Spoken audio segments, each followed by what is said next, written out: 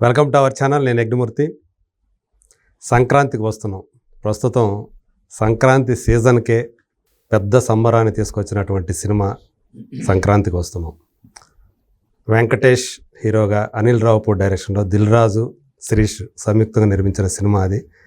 ఆ సినిమాలో బుల్లిరాజుకి తాతగా, అలాగే వెంకటేష్ గారికి మామగా, ఐశ్వర్య రాజేష్కి తండ్రిగా నటించి అందరినీ నవ్వుల పువ్వులు పోయించుతున్నటువంటి నటుడు ఇప్పుడు మన ముందున్నారు. మనకు బాగా తెలిసిన నటుడు డీజే టిల్లు ఫాదర్గా, అలాగే బలగం అల్లుడుగా, మనందరికీ కూడా ఇంటిల్లిపాదికి తెలిసిన వ్యక్తి మురళీధర్ గౌడ్ గారు. ఆయన ఇప్పుడు అంటే లేటు వయసులో వచ్చినప్పటికీ కూడా వరుసగా విలక్షణమైనటువంటి పాత్రలతోటి అందరినీ అలరిస్తూ వస్తున్నారు. చాలా చక్కని నటుడు. ఈ నటుడే కనుక ఇంకా ముందు వస్తే ఇంకా ఎన్ని పాత్రలు మనం చూసి ఉండేవాళ్ళం ఈయన్ని అని చెప్పుకుంటూ ఉన్నారు. అలా తనదైనటువంటి బలమైన ముద్ర వేస్తున్నటువంటి, ప్రస్తుతం ఇప్పుడు బాగా డిమాండ్ ఉన్నటువంటి నటుల్లో ఒకరిగా పేరు తీసుకున్నట్టు ఆయన. ఆ సంక్రాంతికి వస్తున్నాం ఆ జ్ఞాపకాలతో పాటు ప్రస్తుతం ఆయన ఏమేమి సినిమాలు చేస్తున్నారు, ఆయన దానికి సంబంధించిన విశేషాలు ఆయన అడిగి తెలుసుకుందాం. నమస్కారం గౌడ్ గారు. నమస్కారం సార్. మనం ఎప్పుడు కలిసినా కానీ ఒక రకమైనటువంటి అంటే ఒక పాజిటివ్ వైబ్ అనేది కనిపిస్తూ ఉంటుంది, తెలియని బంధం అనిపిస్తూ ఉంటుంది. అప్పుడు బలగంకి కలిసాము, డీజే స్క్వేర్ కలిసాము, భగవంత్ కేసరి కూడా కలిసాము, భగవంత్ కేసరి కలిసాము. మళ్ళీ ఇప్పుడు ఈ సంక్రాంతికి వస్తున్నాం అనేది మళ్ళీ మనల్ని కలిపింది ఇలా. సార్ ఎలా అంటే ఫీడ్బ్యాక్ ఎలా ఉంది? అంటే సంక్రాంతికి వస్తున్నాం అంటే ఈ సీజన్లో చివరి సినిమాగా వచ్చింది. ఆల్మోస్ట్ పండగ సెలవులు అయిపోయేటప్పుడు వచ్చి, కానీ వితిన్ 3 డేస్లోనే లాభాల్లోకి వచ్చేసింది. 2 డేస్లో అంటే నాకున్న సమాచారం ప్రకారం 2 రోజుల్లోనే 95%, నిన్నటికి ఓవర్ఫ్లో.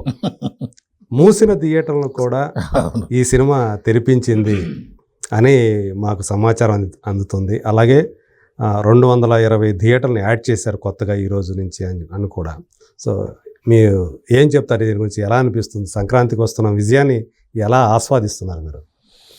ముందుగా ప్రేక్షకులకి సంక్రాంతి పండుగ శుభాకాంక్షలు. చాలా సంతోషంగా ఉంది. ఒక అద్భుతమైనటువంటి విజయాన్ని మాకు అందించారు. మా నమ్మకాన్ని, మా యొక్క ప్రయత్నాన్ని మీరు సఫలీకృతం చేశారు. అందుకు చాలా ధన్యవాదాలు. చెప్పడానికి ఏమో సార్, సంక్రాంతి అయిపోయింది మాకు. సంక్రాంతికి వస్తున్నాము అని అంటే ఇంకా వస్తున్నాము అని లాగానే ఉంది. ఎట్లా ఉంటా ఉంటారు. అద్భుతమైనటువంటి విజయం సార్. విజయం సాధిస్తుంది అని అనుకున్నాము. షూటింగ్ అప్పుడే తెలిసిపోయింది మాకు డెఫినెట్గా సినిమా హిట్ సినిమా అని. కానీ అద్భుతమైనటువంటి విజయం అందుకోవడం అనేది అందరికీ చాలా సంతోషకరమైనటువంటి విషయం. అదే. ఆయన అంటే 58 సినిమాలు తీశారు. ఇది 58వ సినిమా. అవును సార్. ఎన్నో బ్లాక్ బస్టర్లు తీసిన ప్రొడ్యూసర్ దిల్ రాజు. అలాంటి ఆయన ఈ అద్భుతం, మహాద్భుతం, ఈ మాటల్లో చెప్పలేకపోతున్నాను, ఈ అనుభూతిని వర్ణించలేకపోతున్నాను అని ఆయన అంత ఉద్వేగానికి గురవడం చూస్తే చాలా ఆశ్చర్యం వేసింది అసలు. నిజమే సార్. ఎందుకని ఆయన అంత ఎమోషనల్కి గురయ్యారంటారు? కొన్ని ఒడిదొడుకులు వచ్చినాయి ఈ మధ్య.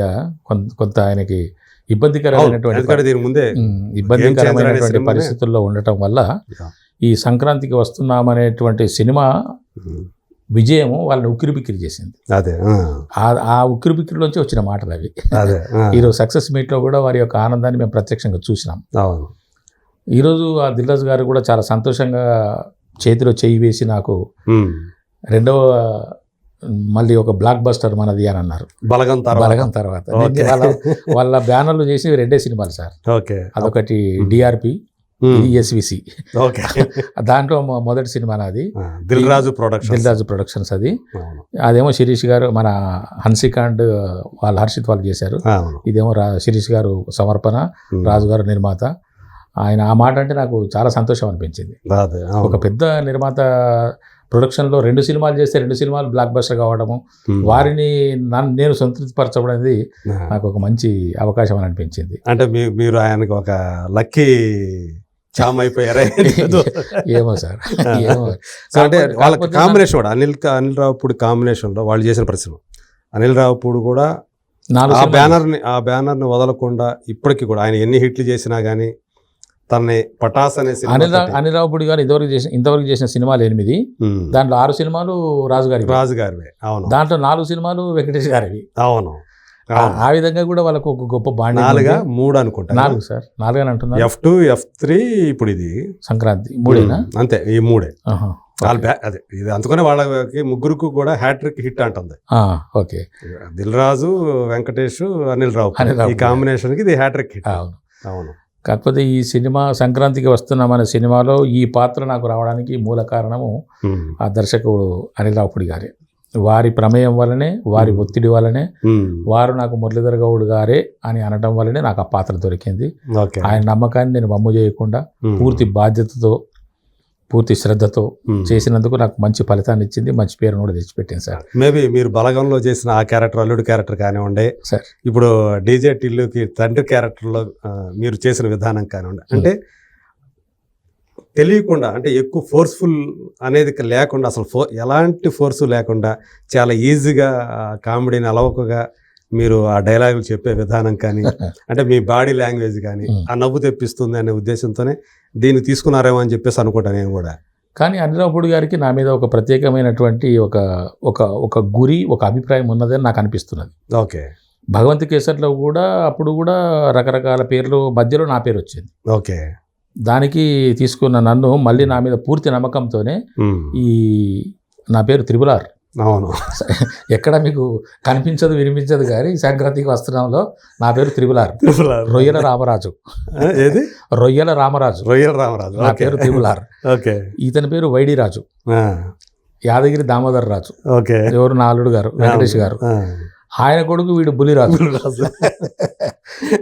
ఈ విధంగా రాజులకు సంబంధించిన వ్యవహారం అది.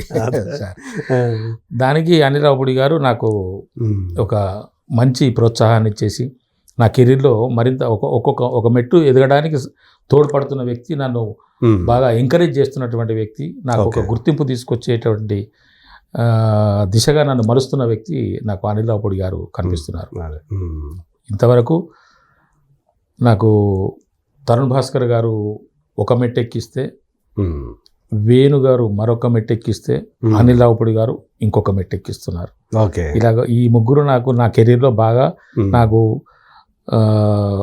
ఒక ఊతాన్ని, నాకు ఒక గౌరవాన్ని, ఒక మర్యాదను, ఒక ప్రతిష్టను, ఒక ప్రోత్సాహాన్ని కల్పిస్తున్నటువంటి వ్యక్తులు ఈ ముగ్గురు సార్. సో అంటే ఇప్పుడు మీరు సినిమాలు చూస్తేనేమో డైరెక్ట్గా వెంకీ మామనే ఆడుకునేటువంటి మామ క్యారెక్టర్. పాపం ఆయన ఏమో భార్యతో కలిసి పడుకోవాలని చూస్తేనేమో మీరేమో అల్లుడు ఇక్కడ పడుకున్నాడు ఆయన, మీరేమో అల్లుడు మీ పక్కన వండేసుకొని కూతురునేమో మధ్యలో పిల్లకాయలు. ఎలా అనిపించింది ఇది? ఇక్కడ స్లాంగ్ కూడా కొంత ఒక విలక్షణత ఉన్నది సార్. ఇప్పుడు మిగతా సినిమాలలో వాడుతున్నటువంటి భాషకి ఈ సినిమాలో వాడినటువంటి భాషకి చాలా తేడా ఉంది. ఒక ప్రాంతీయతకు సంబంధించినటువంటి భాషను ఇక్కడ అలవకగా నేను మాట్లాడగలిగాను. అది కూడా చాలా సంతృప్తికరంగానటువంటి పద్ధతిలో జరిగింది. నాకు ఇది ఇంకొక రకమైనటువంటి పేరు కూడా తీసుకొచ్చింది. అవును. అంటే ఇతను ఆ వర్సటాలిటీ అనేది డైలాగ్ డిక్షన్కి సంబంధించి కూడా వచ్చింది. ఇతను ఒక ప్రాంతీయతకి కాకుండా ఏ క్యారెక్టర్ అయినా చేయగలటువంటి సత్తా ఉన్న వ్యక్తి అనే ఒక ఆలోచన సినీ విజ్ఞుల్లో కలిగేటువంటి అవకాశం ఉన్నది. అదే కేవలం ఆ స్లాంగే కాకుండా తెలంగాణ స్లాంగ్ మాత్రమే కాదు, ఎక్కడ స్లాంగ్ అయినా సరే ఈయన పట్టేసుకుంటాడు. దానికి తోడు నా అదృష్టం ఏంటంటే సార్, నాకు కొంచెం దేహదారుఢ్యం అనేది ఏదైతే ఉందో, నా బాడీ లాంగ్వేజ్ ఏదైతే ఉన్నదో, నాకు అన్ని పాత్రలకు సరిపోయేటటువంటి బాడీ నాకు ఉన్నది. ఆ ఫ్లెక్సిబిలిటీ ఉంది. ఒక డాక్టర్ కానీ, ఒక ఇన్స్పెక్టర్ కానీ, ఒక పెద్ద ఆయన కానీ, ఏ విధమైనటువంటి క్యారెక్టర్ అయినా కూడా నేను ఆ గెటప్ వేసుకుంటే నేను యాక్చువల్గా అచ్చుగా అలాగే ఉండటం కూడా అందులోకి పరకాయ ప్రవేశం చేయగలిగినటువంటి ఆహారం మీకు అది నాకు కలిసి వస్తున్నటువంటి అంశం. సో ఈయనతో పనిచేయటం ఎలా అనిపించింది? ఎవరితో సార్? వెంకటేష్ గారు లాంటి ఒక సీనియర్ స్టార్ తోటి సో అంత క్లోజ్గా మూవ్ కాం సార్ మనం. అంటే క్లోజ్ మీన్స్ అక్కడ సెట్ లో ఉన్నంత వరకు క్యారెక్టర్ అనేది క్యారెక్టర్ల గురించి, క్యారెక్టర్లు అది క్యారెక్టర్లో చాలా ప్రోత్సాహం ఉంటుంది సార్. అదే మనం మాట్లాడుకోవటాలు, చేసుకోవడాలు, అలాగా అని చెప్పేసి అని అనుకోవడాలు అనేవి ఏదైతే ఉంటాయో వాటిని వాళ్ళ ఎంకరేజ్మెంట్ 100% ఉంటుంది సార్. అదేలే పెద్ద నటులు ఎవరైనా సరే వృద్ధిలోకి వస్తున్న వాళ్ళని కానీ, ఒక తరహా పాత్రలు వేస్తున్నటువంటి వాళ్ళతో కానీ వాళ్ళు చాలా కలివిడిగా ఉంటారు. అదేనండి. నేను పైగా ఈయన స్పిరిచువల్ గా ఇంకొక లెవెల్లో ఉండేటువంటి నటుడు అని కదా అంటారు ఆయన. కానీ నాకు అటువంటి సెట్ నాకేం కనిపించలేదు. ఎక్కడ కూడా మీకు నాకేం అనిపించలేదు. కనిపించలేదు. అదేలే. కానీ బాలకృష్ణ గారితో అంటే ఆ బాండింగ్ కొంచెం మాది వేరే ఉన్నది. అదేలే. ఆయన మనం మాట్లాడించకున్నా సార్ మాట్లాడి చాలా అట్రా అని చెప్పేసి అని పలకరించి సరదాగా ఉండి మంచి విశేషాలు తెలుసుకోవడము, అవసరమైతే మనకు మన పైన ఒక జోక్ వేయడము, లేకుండా మనతో ఒక జోక్ చెప్పించుకోవడం అనేటువంటిది ఆ సార్తో ఉంటుంది. ఈ వెంకటేష్ గారిది ఏంటంటే కొంచెం రిజర్వ్డ్ గానే ఉంటారు. ఆ సెట్ లో వచ్చినప్పుడే నమస్కారం సరే నమస్కారం ఏంటి అని చెప్పేసి అంత. అదే.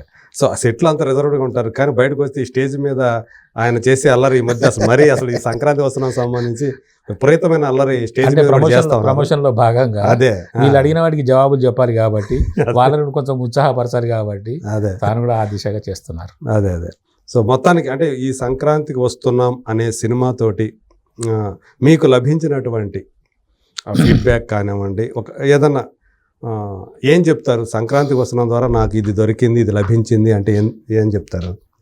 నాకు మరొక విజయం లభించింది సార్. ఓకే. మరొకసారి ప్రశంసలు వస్తున్నాయి. ఓకే. బాగా చేశారని చెప్పేసినటువంటి అభినందనలు వస్తున్నాయి. ఓకే. ఒక నటుడికి అంతకన్నా మించి ఇంకేం కావాలి సార్? అది చాలా గొప్ప విషయం సార్. అదే.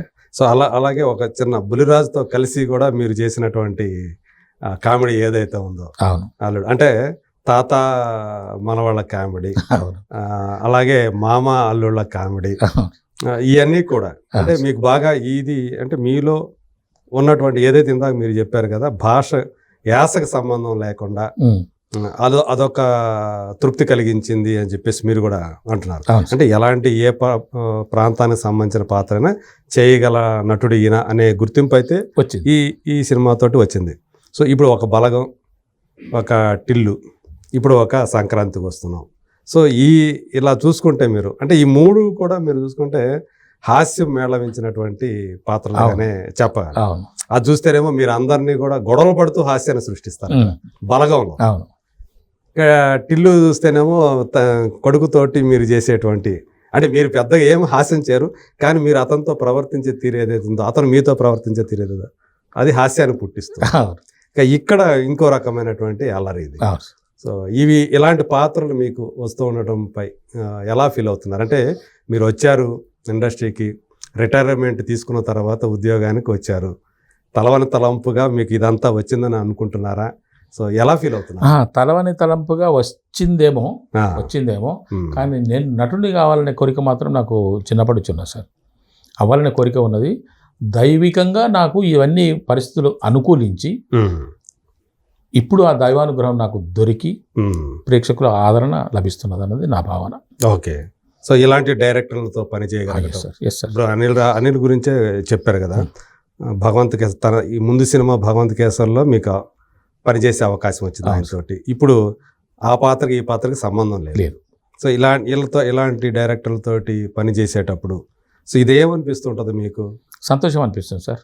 అంటే మనం ప్రతి ఒక్కరిలోనూ కూడా ఎంతో కొంత మనం నేర్చుకుంటాం. ఇటువంటి డైరెక్టర్ల దగ్గర ఎటువంటి పాత్ర అయినా మనం అవలీలగా చేయవచ్చు. అదే, అంత కంఫర్టబిలిటీ ఉంటుంది, అంత ఫ్రీడమ్ ఉంటుంది. పాత్రను ఏ విధంగా చేయాలి, ఏ విధంగా పలకాలని వాళ్ళు చెప్తున్నప్పుడు మనకు అర్థమైపోతుంది. సిచ్యువేషన్ ఇదండి మీరు చేయాల్సింది అన్నప్పుడు నాకు అర్థమైపోతుంది డైరెక్టర్ గారు ఏం కోరుకుంటున్నారు నాతోనే. ఆ విధంగా చేయటం జరుగుతుంది సార్. అది అనిల్ గారు మాకు ఆ విధంగా విశదీకరించి చెప్తారు. ఆయన చెప్పడంలో కూడా చాలా బ్రహ్మాండంగా ఒక పద్ధతిగా చెప్తారు. ఆ పద్ధతిని ఇన్బిల్టే మనిషిలో ఆ ఎంటర్టైనర్ ఉంది సార్. అందుకని ఆయన ప్రమోషన్, ఆయన స్వయంగా నటుడు సార్, గొప్ప నటుడు. ఓకే, చాలా గొప్ప నటుడు సార్. ఒక సీన్లో నలుగురు ఉన్నారంటే నలుగురి హావభావాలు చూపిస్తారు ఆయన. నలుగురు చూపిస్తారు సార్. నలుగురి ప్లేస్మెంట్ చూపిస్తారు, నలుగురి హావభావాలు చూపిస్తారు. ఆయన చూపించింది మనం యాజ్ ఇట్ ఈజ్ చేస్తే చాలు, ఓకే చేసేస్తారు. ఓకే, అలాంటి టాలెంట్ ఉన్నటువంటి డైరెక్టర్. కొంతమంది చెప్పి తమకు కావాల్సినటువంటి భావన రప్పించుకుంటారు. ఇతను వస్తాడు, మన ప్లేస్మెంట్కి వస్తాడు. మనం ఎక్కడైతే నిలబడ్డామో అక్కడికి వస్తారు. అక్కడ మనం ఇక్కడ నుండి మీరు ఇక్కడ ఉండాలండి, ఇక్కడ నుండి మీరు ఆయన చూసి ఈ మాట చెప్పాలి అని చెప్పి అటు వెళ్ళి మళ్ళీ ఆయన ఆ మాట చెప్తున్నాడు, మీరు ఈ విధంగా చేయాలని అటు చెప్తారు. ఓకే, నలుగురం ఉన్నా ఆర్టిస్ట్ అంటే 5గురం ఉన్నా 6గురం ఉన్నా 1 2 అందరికి చెప్పేస్తారు. ఓకే, చెప్పేసి తనకు కావాల్సిందని రాబట్టుకుంటారు. అదే. సో అందు గురించి ఇప్పటి వరకు కూడా ఆయన 8 సినిమాలు డైరెక్ట్ చేస్తే 8 సినిమాలు ఆడే హిట్, అన్ని హిట్, ఎవ్రీబడి హ్యాపీ. అవును, అంటే 100% స్ట్రైక్ రేట్ అంటారు. అంతే సార్. అలాంటి ఒక ఇది కలిగినటువంటి కెరీర్ కలిగినటువంటి డైరెక్టర్. సో ఇప్పుడు అంటే ఈ సినిమాలు మిగతా వాళ్ళు కూడా పనిచేశారు కదా, అందరూ కూడా ఐశ్వర్య రాజేష్, ఆ అమ్మాయి మీనాక్షి మల్లి మొగ్గలు మీనాక్షి రాజేష్ కూతురు ఐశ్వర్య, అవును సార్, రాజేష్ గారు అలాగే మీనాక్షి. సో ఇద్దరు యంగే. సో ఆ ఇద్దరు యంగ్ హీరోయిన్స్ తోటి వెంకీ గారు చేసినటువంటి రొమాన్స్ కానివ్వండి, అది ఒక పక్క, అది ఇంకో పక్క ఈ కామెడీ. అంటే ఒక అవసరాల శ్రీనివాస్ అనే ఒక అతను, ఒక CEO, కంపెనీ CEO కిడ్నాప్ అయితే ఆ తర్వాత జరిగిన కదా ఇదంతా కూడా ఆ క్రైమ్ డ్రామానే కదా ఇదంతా. అవును. దీంట్లో ఇలాంటి ఒక దాంట్లోకి ఇంత కామెడీని సృష్టించడం అనేది అదే అసలు సినిమా అంతా కూడా ఆద్యంతం కూడా నవ్వుకునేటట్టు మొత్తం అంతా. అవును అవును. ఫస్ట్ సీన్ నుంచి చివరి సీన్ దాకా. అవును సార్. సో ఎప్పటికప్పుడు ఇంప్రూవైజ్ అవుతున్నాయి సార్. సీన్లు కూడా ఎప్పటికప్పుడు ఇంప్రూవైజేషన్ చేసుకోవడమే, డైలాగ్స్ కూడా ఇంప్రూవైజేషన్ చేసుకోవడమే అకార్డింగ్ టు సిచ్యువేషన్. మేము వెళ్ళిన లొకేషన్లో ఒక లొకేషన్కి వెళ్ళాము, ఇక్కడ సీన్ తీద్దాం అనుకుంటే అక్కడ ఉన్నటువంటి పరిస్థితులను బట్టి కూడా డైలాగులు వచ్చినాయి. అవునా? ఓకే. ఇప్పుడు సపోజ్ మీ క్యారెక్టర్ ఉంది, మీ క్యారెక్టర్ సంబంధించి కూడా అలాంటి ఇంప్రూవైజేషన్ జరుగుతుంది. నేను సెకండ్ హాఫ్ లో నాకు పెద్ద డైలాగులు లేవు. నేను క్యారీ ఆన్ అవుతున్న వాళ్ళతో పాటే ఫాలో అవుతున్నాను తప్ప నాకు డైలాగులు అంటే లేవు. నాదంతా ఫస్ట్ హాఫే. ఇంట్లోంచి బయటకు వెళ్ళేంత వరకే నా కదలికలు. అంతే. ఆ తర్వాత వాళ్ళని ఫాలో కావటమే. ఇంకా వాళ్ళంతా నడిపించేదంతా వాళ్ళే. అంతే. అవును. వాళ్ళతో పాటు వాళ్ళకి ఎక్స్ప్రెషన్స్ ఇవ్వడమే నా పని. అదే. సో ఎన్ని రోజులు పని చేశారు దీనికి? నేను 43 days చేశాను సార్. 43 days వర్క్ చేశాను. 72 days వర్కింగ్ డేస్ టోటల్ సినిమాకి. ఓకే. నేను 43 రోజులు చేశాను. అందులో నా 72 రోజులు 43 రోజులు మీరు ఉన్నారు. నేను ఉన్నాను సార్. సో ఆ యూనిట్తో కలిసి ప్రయాణం చేయటం, సో ఏదన్నా ఒక జ్ఞాపకాలు ఉన్నాయి? మంచి ఎందుకు లేవు సార్, ఒక విహారయాత్రకు పోయినట్టే ఉంది మాకు. అద్భుతమైనటువంటి సౌకర్యాలు, మాకు అన్ని విధాల అనుకూలమైనటువంటి వాతావరణం, పరిస్థితులు. ఓకే. మేము ఫస్ట్ పొల్లాచి వెళ్ళాము. పొల్లాచి నుంచి మళ్ళీ మన్నారో ఏదో అంటారు, దాన్ని వెళ్ళాము. ఉన్నారు అక్కడికి వెళ్ళాము. ఆ తర్వాత మళ్ళీ కేరళ, తమిళనాడు నుంచి కేరళ. అక్కడ నుంచి మళ్ళీ అరకు వెళ్ళాము. అరకు నుంచి మళ్ళీ హైదరాబాద్ వచ్చాము. హైదరాబాద్లో బూత్ బంగ్లాలో చేసాము. ఒక్కసారి రామోజీ ఫిలిం సిటీలో కొద్ది పార్ట్ చేసాం, దాంతో క్లోజ్. 4 లొకేషన్స్. ఇంకోటి లాస్ట్ ఒకటి వేరే మేము లేము సార్ దాంట్లో. ఒక సాంగ్ కోసం, సంక్రాంతి సాంగ్ కోసం వేరే చోటుకి వెళ్ళారు. అది RFCలో తీసినట్టున్నారు అంతే, ఇంకా వేరే ఎక్కడ లేదు. అంటే తమిళనాడు అంటే పొల్లాచి, మున్నారు, అరకు, ఈ 3 కూడా విహారయాత్రలాగా 100%. ఓకే. సో ఆ యూనిట్ తోటి కలిసి అంటే వాళ్ళు ఎలా చూసుకున్నారు అంటే, ఒక ఆల్రెడీ చూశారు మీరు బలగంకి. అవును సార్. ఇది అంటే SVC. బలగం DPR, DRP, ఇది SVC. దాని పోకడ దీని పోకడ వేరు కదా. ఇది కొంచెం ఉచ్చ స్థితిలో ఉంటుంది. అవును. SVC అనేది కొంచెం పెద్ద బ్యానర్ కదా. దీని బడ్జెట్ వేరు, దీని వ్యవహారం వేరు, దీని యొక్క హైప్ వేరు. అదేలే. అంటే మొత్తం అంతా శిరీష్ గారే ట్రావెల్ చేశారు మాతో. శిరీష్ గారు ఉన్నారు చాలా కాలము. 1-2 సార్లు రాజు గారు వచ్చారు, కానీ ఎక్కువ శాతం శిరీష్ గారే. ఆయన దగ్గర ఉండి చూసుకుంటారు ఇవన్నీ కూడా. మిగతా పనులు ఆయన చూసుకుంటా ఉంటే రాజుగారు అప్పుడప్పుడు గెస్ట్లుగా వచ్చి వెళ్ళేవారు తప్ప. అదే ఎగ్జిక్యూట్ చేసేదంతా కూడా శిరీష్ గారు. అదే. ఎక్కడ ఏ లోటుపాటు లేకుండా, ఎవరికి ఏ అసౌకర్యంగా లేకుండా, ఎక్కడ డిస్లొకేషన్ కాకుండా షూటింగ్ ఈ రోజు ఈ పాట జరగాలని కూడా అక్షరాల జరిగింది సార్. ఏ విధంగా ప్లాన్ చేసుకున్నారో ఆ విధంగానే జరిగింది. అదే చాలా బాగా పక్కాగా జరిగింది. వీళ్ళు వేసుకున్న ప్లాన్ ప్రకారంగా జరిగింది. అదే. సినిమా కూడా సంక్రాంతికి వస్తున్నామని పెట్టింది కూడా సంక్రాంతికి రిలీజ్ చేయాలనే అభిప్రాయంతోనే సంక్రాంతికి రిలీజ్ అయిపోయింది. సరిగ్గా 14 రిలీజ్ అయింది కదా. మీరు ఎక్కడున్నారు ఆ టైంలో? నేను అనకాపల్లిలో ఉన్నాను సార్. చూసారా మరి? ఎక్కడ సార్, నాకు ఆ రోజు దొరకలేదు, టికెట్ దొరకలేదు. ఇప్పుడు దాకా చూసే అవకాశం దొరకలేదు. నేను 14, 15, 16 షూటింగ్లో 14, 15 ఉన్నాను. 16 ఇటు వచ్చేసాను. ఈ రోజు చూద్దాం అనుకున్నాను, ఇక్కడ సక్సెస్ మీట్ ఉన్నది అని చెప్పేసి. అంటే యాక్చువల్గా ఈ రోజు నేను థియేటర్కి వెళ్ళాలి సినిమా చూడటానికి. మా ఊర్లో థియేటర్ లేదు, వేరే ఊరికి వెళ్ళి చూద్దామని చెప్పేసి ప్లాన్ చేసుకున్నాను. నిన్న వీళ్ళు ఫోన్ చేసి రేపు సక్సెస్ మీట్ ఉన్నది రండి అంటే ఈరోజు బయలుదేరి వచ్చాను. సో మొత్తానికి అంటే చూసారు సమీప చూసే వెళ్తాను నేను. అదే. పైగా ఈ సినిమా ఆడుతున్న విధానం చూస్తే ఎక్కడైనా కూడా మీకు హౌస్ఫుల్ సార్, టికెట్ దొరకట్లేదు. అవును. అంటే మాకు నిన్నటికే చూసుకుంటే మా దగ్గర టికెట్ దొరకట్లేదు. నన్ను అడుగుతున్నారు టికెట్లు ఇప్పించండి అని చెప్పి. అవును. అంటే గత 24 గంటల్లోనే 3,50,000 టికెట్లు సేల్ అయినాయి. ఇది పెరుగుతున్నది. అవును. డే బై డే 14కి, 15కి, 16కి, 17కి తేడా వస్తున్నది. అవును. సామాన్యంగా కొన్ని సినిమాలు రిలీజ్ అయితే డే బై డే డిక్రీజ్ కావాలి. అవును. వ్యూయర్షిప్ కానీ ఆడియన్స్ కెపాసిటీ కానీ ఇది పెరుగుతున్నది. ఓకే. ఎక్స్ట్రా చైర్లు వేయడాలు, నెక్స్ట్ షోకి మార్చడాలు, అవును, ఇప్పుడు మీరు అన్నట్టుగా ప్రింట్లు కొత్తగా వేయించి కొత్త థియేటర్లో వేయడాలు, ఇవన్నీ జరుగుతున్నాయి సార్. అవును, 225 థియేటర్లు యాడ్ చేశారు. ఈ ఒరవడి ఇంకా కొంచెం ముందుకు పోయే అవకాశం ఎక్కువ కనపడుతున్నది. ఇప్పట్లో కొత్త సినిమాలు కూడా ఏవి రిలీజ్కి లేవు. అవును. సో ఇప్పుడు అంటే ఈ సినిమాకి అంటే ఒక పెద్ద సినిమా కదా, అప్పటికి ఇప్పటికి మీ పేమెంట్లో కూడా మార్పు వచ్చిందా? ఇది ఒక జవాబు లేని ప్రశ్న. చెప్పకూడదా? అలానే కాదు కానీ ఇంకా అంటే బ్యానర్ బట్టి కూడా కొన్ని మనం రిలాక్సేషన్స్ ఉంటాయా? అట్లేముండదు సార్, అదేముండదు. వాళ్ళు కన్సిడర్ అంటే ఇప్పుడు మేము ఉంటున్నాం, మురళీధర్ గౌడ్ గారు కొంచెం ఆయన పేమెంట్ కూడా పెరిగింది అన్నారా అని చెప్పేసి మాకు కూడా వినిపిస్తా ఉంది, మా చెవుల దాకా అనుకుంటున్నారేమో, పెంచుతారేమో చూద్దాం. అంతేనంటారా? సరే, ఇప్పటి వరకు మీరు చేసిన చాలా సినిమాలు చేశారు కదా, విత్ ఇన్ షార్ట్ పీరియడ్లోనే మంచి ప్రాధాన్యమైనటువంటి పాత్రలు చేసుకుంటూ వచ్చారు. సో అదృష్టం కొద్దీ ఆ సినిమాలు కొన్ని పెద్ద విజయాలు సాధించి మీకు మంచి పేరు తీసుకొచ్చినాయి. సో ఏమనిపిస్తుంటుంది మీకు వీటిలో, ఈ చేసిన అన్నిట్లో కూడా మీకు బాగా మనసుకు నచ్చిన సినిమా పాత్రలు అంటే ఏం చెప్తారు? మనసుకు నచ్చిన అని చెప్పలేను కానీ సార్, ప్రపంచవ్యాప్తంగా పేరు తీసుకొచ్చినటువంటి సినిమా బలగం. నో డౌట్, అది నో డౌట్ సార్. నేను తమిళనాడు వెళ్ళాను, కేరళ వెళ్ళాను, బ్యాంకాక్ వెళ్ళాను. విదేశం అంటే ఈ రోజున ఉన్నట్టుగా నేను ఎక్కడ ఎవరింటికి వెళ్ళినా కూడా నన్ను గుర్తుపట్టలేని వాళ్ళు లేరు. అదే బికాజ్ ఆఫ్ బలగం. మీరు బలగం అల్లుడు కదండి, మీరు నారాయణ కదండి, అంతకు మించినటువంటి అదృష్టము నల్లిపొక్క నారాయణ కదా ఇంకేముంటుంది సార్. నల్లిపొక్క నారాయణ ఎవరైనా ఇంటికి పిలిస్తే భోజనానికి వెళ్తే వాళ్ళు ముందు నల్లిపొక్క తీసుకొచ్చేస్తాను. నేను తినరా బాబు, నాకు ఎముకలు కూడా నాకు అలవాట్లేదు, నేను అసలు తినడం మానేసానంటే కూడా అలాగే తినాలి కదా మీరు, దీనికోసమైనా గొడవ పడ్డది మీరు అంటున్నారు. ఓన్ చేసుకున్నారు సార్. అవును, అస్సలు అతిశయోక్తి లేదు సార్ దీంట్లో. అతిశయోక్తి కానే కాదు. నేను ఎంత అదృష్టవంతుణ్ణి అని అంటే సార్, అంటే నేను కొన్ని సందర్భాల్లో టెంప్ట్ అయిపోయాను సార్. ఇంకెప్పుడు నా వయసు పెరుగుతున్నది, ఇంకెప్పుడు చేయగలుగుతాను అనుకున్న పరిస్థితుల్లో నాకు సోమయాజులు గారు కొంత రిలీఫ్ ఇచ్చేవారు. ఆయన తలుచుకుంటే రిలీఫ్. శంకరాభరణం సోమయాజులు గారు డిప్యూటీ కలెక్టర్ హోదాలో పనిచేస్తూ 53 ఏళ్ళకి వెళ్ళాడండి.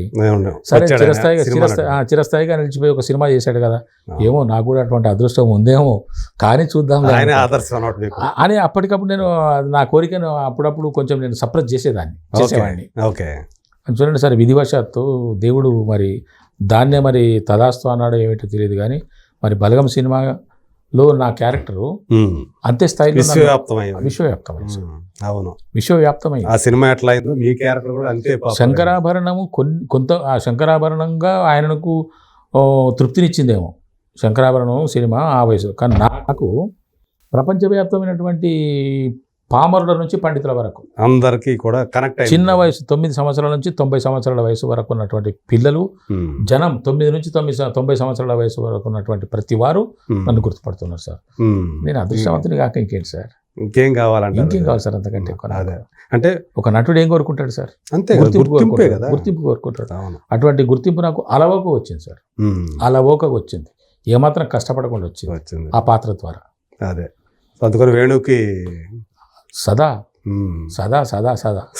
అందుకే అతను నేను తమ్ముడు అంటాను. మరి నెక్స్ట్ సినిమాలో ఉందా మీకు? చెప్పడు కదా తమ్ముడు, ఇంకా చెప్పలేదు. చెప్పడు సమయం వస్తే కానీ చెప్పడు. ఉన్నానో లేదో నాకు కూడా తెలియదు సార్. ఓకే, ఇప్పుడు దాకా అయితే సమాజం అంటే వేణు యొక్క శైలి ఏ విధంగా ఉంటుంది, ఆయన యొక్క తీరు తరహా ఏ విధంగా ఉంటుందంటే సార్, చేసేది 2వ సినిమానే, అది నేను అప్పుడే శైలి తీరు అని నా భావన. అది క్యారెక్టర్ను బట్టి అతను ఆర్టిస్ట్ తీసుకుంటాడు. ఆల్రెడీ వచ్చింది ఎవరండి హీరో అందులో? నితిన్ తోటి. అవును, నితిన్ ఒక్కడు ఖాయమయ్యాడు హీరో కాబట్టి అతను అనౌన్స్ చేస్తున్నారు. సాయి పల్లవి గారు అని అంటున్నారు, అది తెలియదు. కానీ నితిన్ గారు అథెంటికేషన్ అఫీషియల్గా చెప్తున్నారు. మేడం గారి పేరు కూడా సాయి పల్లవి గారు అని చెప్తున్నారు. మిగతా ఆర్టిస్టులను ఏమాత్రం ఆయన లీక్ చేయట్లేదు, కానీ ఆయన మనసులో ఎవరున్నారో తెలియదు. అదేలే, నాకుంటే మాత్రం నాకు ఒక ఆశాభావంతో అయితే ఉంటది. అంటే వేణుతో నేను మళ్ళీ కలిసి ప్రయాణం చేయాలని ఒక ఆశ. అదేలే, వేణుతోటి కూడా మీకు ఒక అనుబంధం ఏర్పడింది కదా? నాకుంది సార్ అనుబంధం. నేను మర్చిపోలేని వ్యక్తి కదా. అవును, నేను మర్చిపోకూడదు జీవితంలో. వేణుని మర్చిపోకూడదు నేను.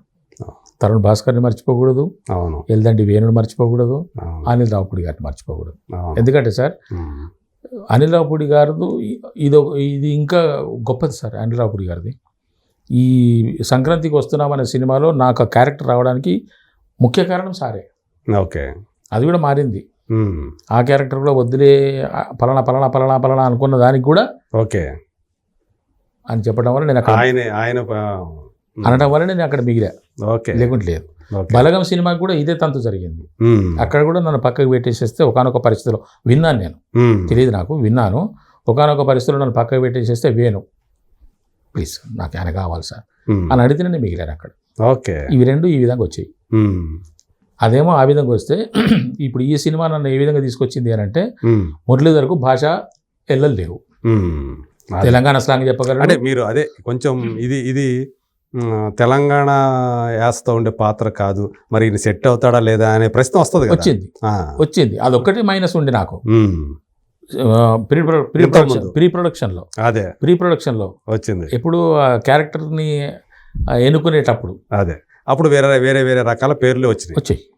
అంటే మరి వాళ్ళు కూడా బడ్జెట్ పెట్టి కొన్ని కోట్లు పెట్టి ఒక సినిమా తీస్తున్నప్పుడు అంతే ఈ వ్యక్తి చెప్పగలడా లేదా చేయగలడా లేదా అనేటువంటి, ఇప్పుడు ఒక నోటెడ్ ఆర్టిస్టు పాపులర్ ఆర్టిస్ట్ ఉన్నట్టే చేస్తారండి బాబా ఆయన చేయకపోవటం ఏంటి అని అనుకోవచ్చు. కానీ మనం ఇప్పుడిప్పుడే బుడి అడుగులు వేస్తున్న మన మీద అంత భారం ఇతను మోయగలడా? ఎందుకంటే మెయిన్ క్యారెక్టర్ అవును రఘురామరాజు, అవును, వెంకటేష్ గారి కాంబినేషన్, వెంకటేష్ గారికి మామ. మరి మామ అంటే మరి ఆ స్థాయిలో ఉండాలి కదా. మరి ఇతను ఉంటాడా అనేటువంటి డౌట్ ఎవరికైనా వస్తుంది కదా. దాన్ని నేను చూసుకుంటానని చెప్పిన వ్యక్తి అనిల్ గారు. ఓకే. అందువల్ల అనిల్ గారికి అదేలే, అంటే ఎవరికన్నా అనుమానాలు ఉన్నా కానీ ఆ అనుమానాలన్నింటినీ కూడా పటాపంచలు చేయించాడు మీకు. ఆ పాత్ర నా బాధ్యత అన్నారు సరేనా, నేను చూసుకుంటాను సార్ అని తీసుకొచ్చిన వ్యక్తి. సో మీరు అని నేను విన్నాను. దీంతో వాస్తవం నాకు తెలియదు. అదే కానీ అది నేను నమ్మాను. ఎట్లయినా మీకు ఆ పాత్ర వచ్చింది. ఆయన మీ మీద పెట్టుకున్న నమ్మకాన్ని మీరు వమ్ము చేయకుండా నిలబెట్టాను సార్. అదే కదా. అదే ఇప్పుడు మనకు వస్తున్న ఫోన్ కాల్స్ మీలాంటి వాళ్ళు చెప్తున్నటువంటి విషయాలు అవే. బాగా చేశారండి మీరు, భాష కూడా చాలా బాగా చెప్పారు, అసలు మీరు ఇలా చెప్తారని కూడా మేము అనుకోలేదు అని చెప్పిన వాళ్ళు ఎవరు? భీమవరం వాళ్ళే, అమలాపురం వాళ్ళే. ఎందుకంటే నేను ఈ మధ్య అనకాపల్లిలో షూటింగ్ చేశాను సార్. అందువల్ల అక్కడ మిత్రులు కొంతమంది పరిచయం అయ్యారు. నేను కొంతమందితో బాగా పరిచయం చేసుకుంటాను. ఈ పైగా ఈ సంక్రాంతికి వస్తున్నాము సినిమా కూడా నా మనసులో ఉంది. దీనివల్ల కూడా నేను అక్కడక్కడ కొంతమందిని పెట్టుకున్నాను, వేగులను, నా మిత్రులను. ఏమంటున్నారు? ఫీడ్బ్యాక్ తీసుకున్నాను. అద్భుతమైనటువంటి ప్రశంసలు వస్తున్నాయి. ఓకే, అన్నయ్య చాలా బాగా చేశారు సార్, మీరు బాగా చేశారు, మీది బుల్లిరాజు చాలా బాగుంది, మీది వెంకటేష్ గారు చాలా బాగుంది, మీది ఎమ్మెల్యే గారు చాలా బాగుంది, చాలా బాగా చేశారండి మీరు, అద్భుతంగా చేశారనేటువంటి మాట నాకు సంతృప్తినిచ్చింది. నేను అనిల్ రావుపూడి గారి మాటని నిలబెట్టగలిగాను అనే తృప్తి కలిగింది. అదే మీరు అన్నట్టు ఇక ఈ సినిమా తర్వాత ఎవరైతే మొత్తం ఇండస్ట్రీలో చూస్తారు ఖచ్చితంగా అందరూ కూడా ఇప్పటికే చాలా మంది చూసేశారు సార్. ఎంక్వైరీలో వచ్చేస్తూ ఉంటాయి అనుకోండి. నాకు పూర్తి నమ్మకం ఉంది సార్, నా మీద నాకు నమ్మకం ఉన్నది. కాకపోతే మీరు నన్ను నమ్మాలి కదా. అవును కదా, మీరు ప్రొడ్యూసరు, మీరు ఒక డైరెక్టర్ అన్నప్పుడు ఇతను చేయగలడా అనేటువంటి నమ్మకం మీకు కొంచెం అనుమానం రావచ్చు. కానీ I'm very confident about me. నేను ఎప్పుడు మీరు ఏ పాత్ర ఇచ్చినా ఏది ఇచ్చినా కూడా కొంచెం నాకు స్వేచ్ఛ ఇచ్చి నన్ను కొంచెం కంట్రోల్ కాకుండా పెడితే ఎంతటి పాత్ర అయినా కూడా నేను పోషించగలనటువంటి ధైర్యము, నమ్మకము, ఆత్మవిశ్వాసం నాకున్నది. అదే అంటే మీకు ఆ స్వేచ్ఛ ఇవ్వాలి, కొంచెం స్వేచ్ఛ. అంటే ఈ పెద్ద పెద్ద ప్రొడక్షన్ వెళ్ళేటప్పటికి ఏమవుతుంటే సార్, అక్కడ మనకు కొన్ని లిమిట్స్ ఉంటాయి సార్. చిన్న సినిమాల వైపు మొగ్గు చూపడానికి కారణం ఏంటంటే అక్కడ మనమే కింగ్. అదే మాట చెప్తే వింటారు అక్కడ. ఆ డైరెక్టర్ గారిని కానీ కో ఆర్టిస్టులను కానీ మనం పేరు పెట్టి పిలుస్తాము, లేకపోతే మనం అన్నయ్య మనం ఈ విధంగా చేద్దాము, అది కాకుండా ఇట్లా చేయొచ్చు కదా అని చెప్పేసి మనం కొంత చెప్పగలం. పెద్ద ప్రొడక్షన్స్లో, పెద్ద బ్యానర్స్లో, పెద్ద స్టార్స్ ఉన్న దాంట్లో మన లిమిటేషన్ తక్కువ ఉంటుంది. మనం అంతవరకే ఉండాలి. మనం కూడా దానికి తగ్గట్టుగా జాగ్రత్తగా మెలగాలి. మనని మిస్ చేయకుండా మనం చూసుకోవాలి అంతే. అవును, ఏ కూడా ఆయన కూడా చూసుకోవాలి సార్.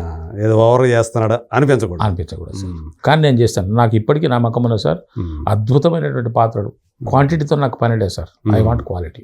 అదే ఒక దర్శకుడు, నేను ఇంతకుముందు కూడా చెప్పాను కొన్ని ఇంటర్వ్యూస్లో, ఒక దర్శకుడు కానీ ఒక రచయిత కానీ ఒక పాత్ర అనుకుంటే, ఆ పాత్రను నిలబెట్టాలని అనుకుంటే, ఇతను చేయగలడు, ఇతన్ని పెట్టుకుంటే ఎలా ఉంటుంది అని అనుకుంటే మీకు సందేహించాల్సిన పని లేదు. నేను మీకు జీవం పోషిస్తాను. దానికి ప్రాణ ప్రతిష్ఠ చేస్తానటువంటి నమ్మకం నాలో ఉన్నది. ఎందుకో తెలియదు సార్, అంత కాన్ఫిడెన్స్ నాలో నిండి ఉన్నది సార్, నాలో ఫైర్ ఉన్నది సార్. ఇంకా చెప్పాలంటే పాత్రల కోసం నేను మంచి మంచి పాత్రల కోసం నేను అసలు తపన పడుతున్నాను. అంటే మీరు చూస్తుంటే కొంచెం ఆ సినిమా పరిభాష కూడా కాస్త వంట పట్టినట్టు అనిపిస్తుంది. మీ భాష తీరు కూడా లేదు సార్, నాకు మొదటి నుంచి కూడా లాంగ్వేజ్ ఉంది సార్. అంతేనా? నాది బుకిష్ లాంగ్వేజ్. నేను తెలంగాణ కంప్లీట్గా యాస అని కాకుండా నేను బుకిష్ లాంగ్వేజ్ సార్ నాది. నేను పర్ఫెక్ట్గా మాట్లాడుతున్నాను. ఓకే, నాకు ఈ భాష మీద కూడా మంచి కమాండ్ ఉన్నది. అదే అంటే ఈ సినిమాల్లో ఈ భాష మాట్లాడి డబ్బింగ్ చెప్పి కొంచెం అది కూడా ఏమైనా వంట పట్టిందా? లేదు, నేను మొదటి నుంచి ఇంతే. ఓకే, కాకపోతే ఇప్పుడు బయటపడుతున్నాను, నేను బయటకు వస్తున్నాను కాబట్టి. ఇప్పుడు మనం మొదటి ఇంటర్వ్యూకి రెండో ఇంటర్వ్యూకి ఇప్పుడు నువ్వు చేస్తున్న ఇంటర్వ్యూకి కొంచెం మన లోపల సాన్నిధ్యం పెరిగింది, చనువు పెరిగింది, ఒక రకమైనటువంటి బాంధవ్యం పెరిగింది. అవును, మీరు గమనిస్తున్నారు. అంతే కదా, మొదట బీడియపడ్డాను చెప్పడానికి. ఇప్పుడు నేను మీరున్నారు అంటే మీకు నాకు సాన్నిధ్యం ఏర్పడ్డది కాబట్టి ఓపెన్ ఇదే జరుగుతుంది. చిన్న సినిమాలో ఇదే జరుగుతుంది సార్, పెద్ద సినిమాలో ఇది జరగదు.